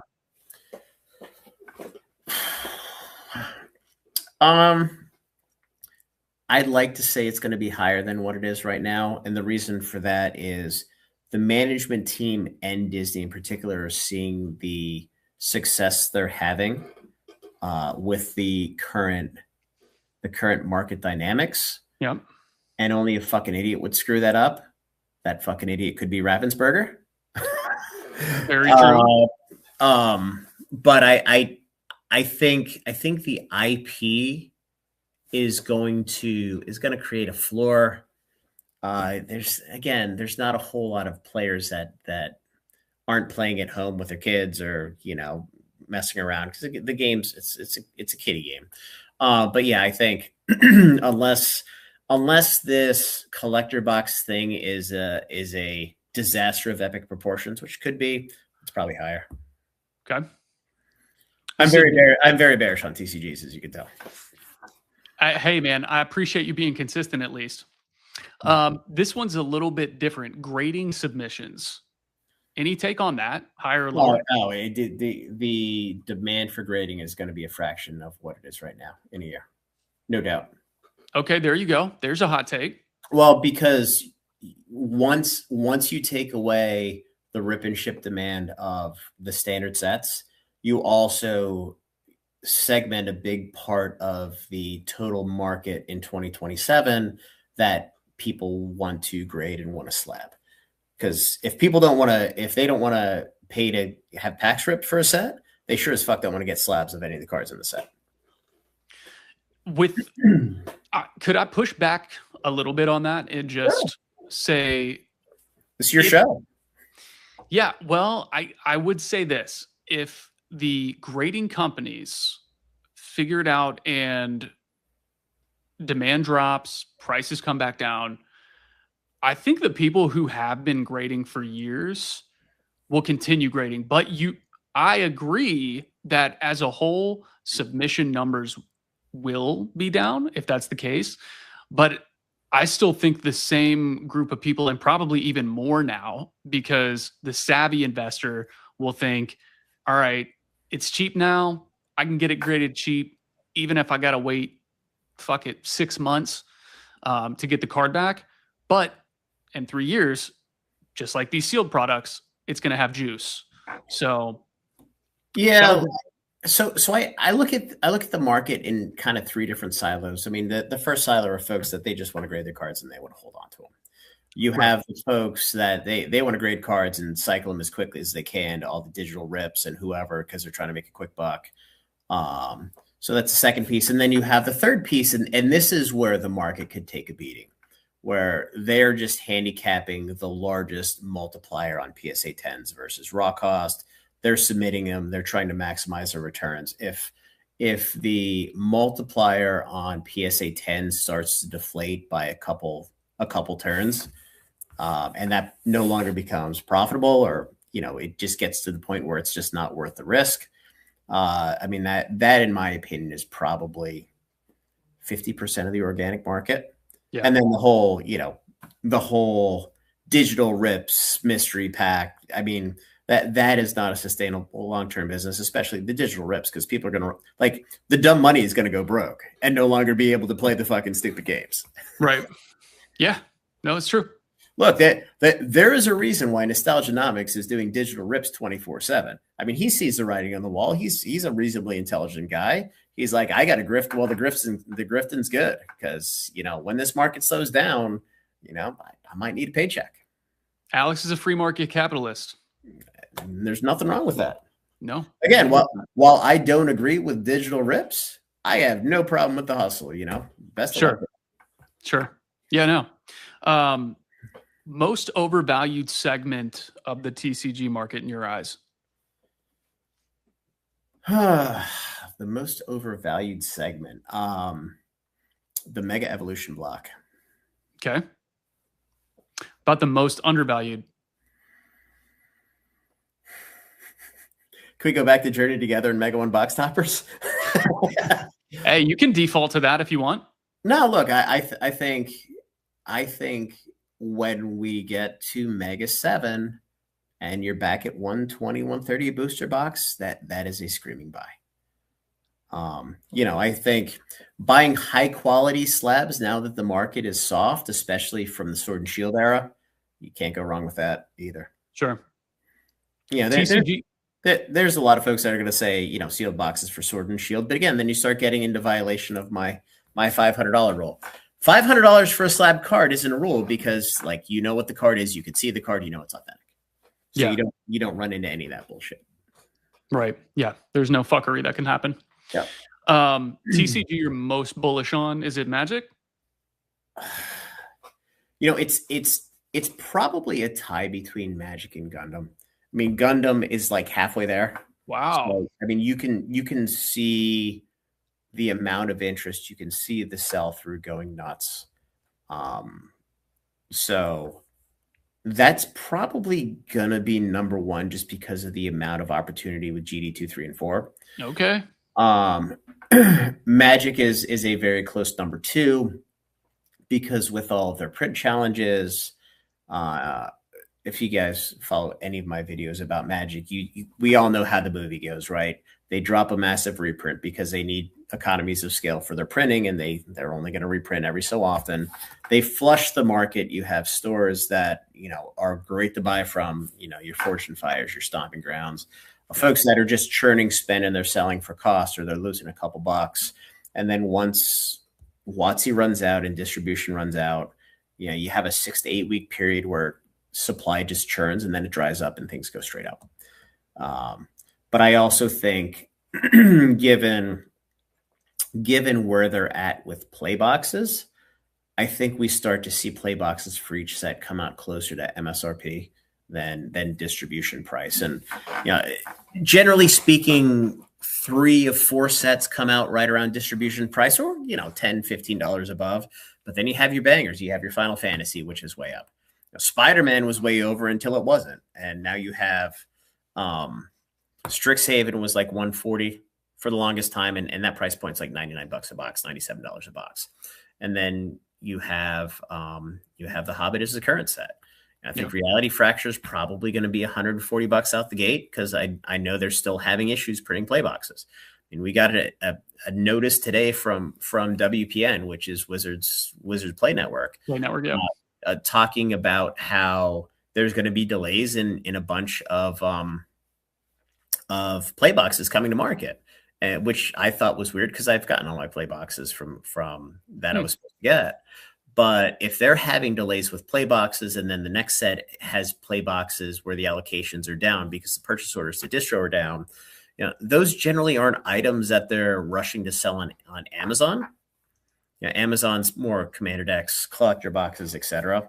So I think there's going to be a little bit of a supply-demand imbalance, and what people are going to do is what they always do. Once the price of things start going up, they're going to want it. Yep. Yep. So you have that one. I'm sure Star Trek's going to be tightly printed. And then we get into next year. And it's the first time I've ever seen all of the crazy loud broke Timmies on the internet singing the praises of all 3 fucking in-universe sets. Like, I thought the comet was going to hit and the fucking world was going to end, because that never happens. And then, the fact that we're most likely going to get a World of Warcraft universes beyond. Yeah, man. Everybody's accepted the fact that there's probably going to be Marvel, so nobody's going to give a shit. Hopefully it's villains next year and instead of superheroes. And, we're going to have an unknown set, so, I don't think the unknown set's going to be some shitty fucking cartoon that nobody gives a shit about in the space. I think, they've come out and they said everything's going to be near neighbor to the normal Magic the Gathering IP. So, and then you have 35th anniversary next year in November. I mean, it is a year that is going to be really, really hard for them to fuck up. And again, getting back to Riftbound and UVS, if you have limitations on how much you can print, it's almost impossible to overprint. Love it. How about the TCG that you're most bearish on? Flesh and Blood. Fuck them. Oh, yeah. Jesus. You knew the answer. I even need to ask you that. What's that? Did I even need to ask you that? No. They are such a bunch of smug pricks that think that their shit doesn't stink. Yeah. You would be amazed at how many people. So they have this MAP process, right? Which is like the minimum allowable price. It's not acceptable. They'll allow you to sell 20% below their MSRP. And then after like 6 months, you can take it down a little bit more. So they try to control the price. Like it's like rents in New York City, right? So there's stores that buy the product and the product doesn't sell very well. So, small stores need to churn inventory. They need to pay bills. So these guys are cutting the price. And then you have LSS stalking everybody like a hawk and sending emails and threatening them if they don't increase the price. It's like they deserve everything they get because they're fucking scumbags. You know what? You don't want a shitty price on your product. Make a fucking product people want. Yeah. Look in the fucking mirror, asshole. Oh, man. I love it. Hey, I'm serious. If your product doesn't hold up price-wise, either the product sucks or you printed too much. It's one of the two. Yeah. Because it's not that the playability sucks. The game's been around for 5-6 years now.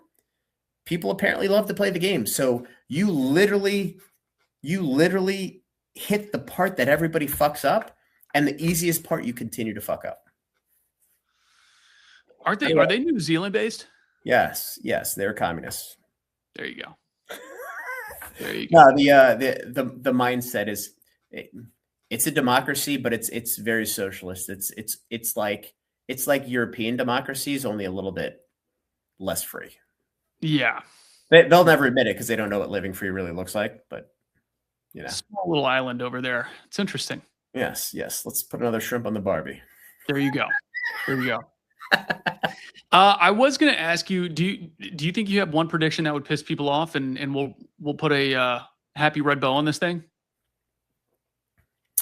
For the next 2 years, Magic the Gathering is going to significantly outperform Pokemon. The entire basket of in-print items is going to outperform Pokemon by magnitudes. Okay. All right. So you're all in. Look, Pokemon's just starting to print and Magic's just starting to get hot. And as we know, these rotations 18, 24, 36 months. And what I don't know is I'm hoping that after Pokemon shocks the market, they start to pull back the print runs a little bit, but I'm not sure if they have that in them. Yeah.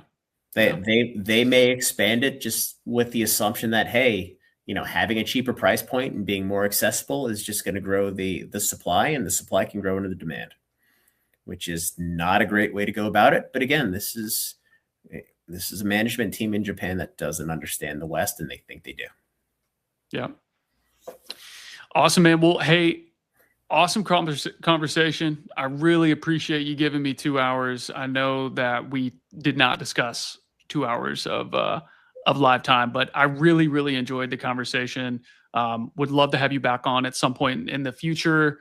And obviously super excited to be part of your program, guys. I left a QR code up in the corner. If you hit that with your camera, it'll take you to Anand's website, and you too can join in on the fun.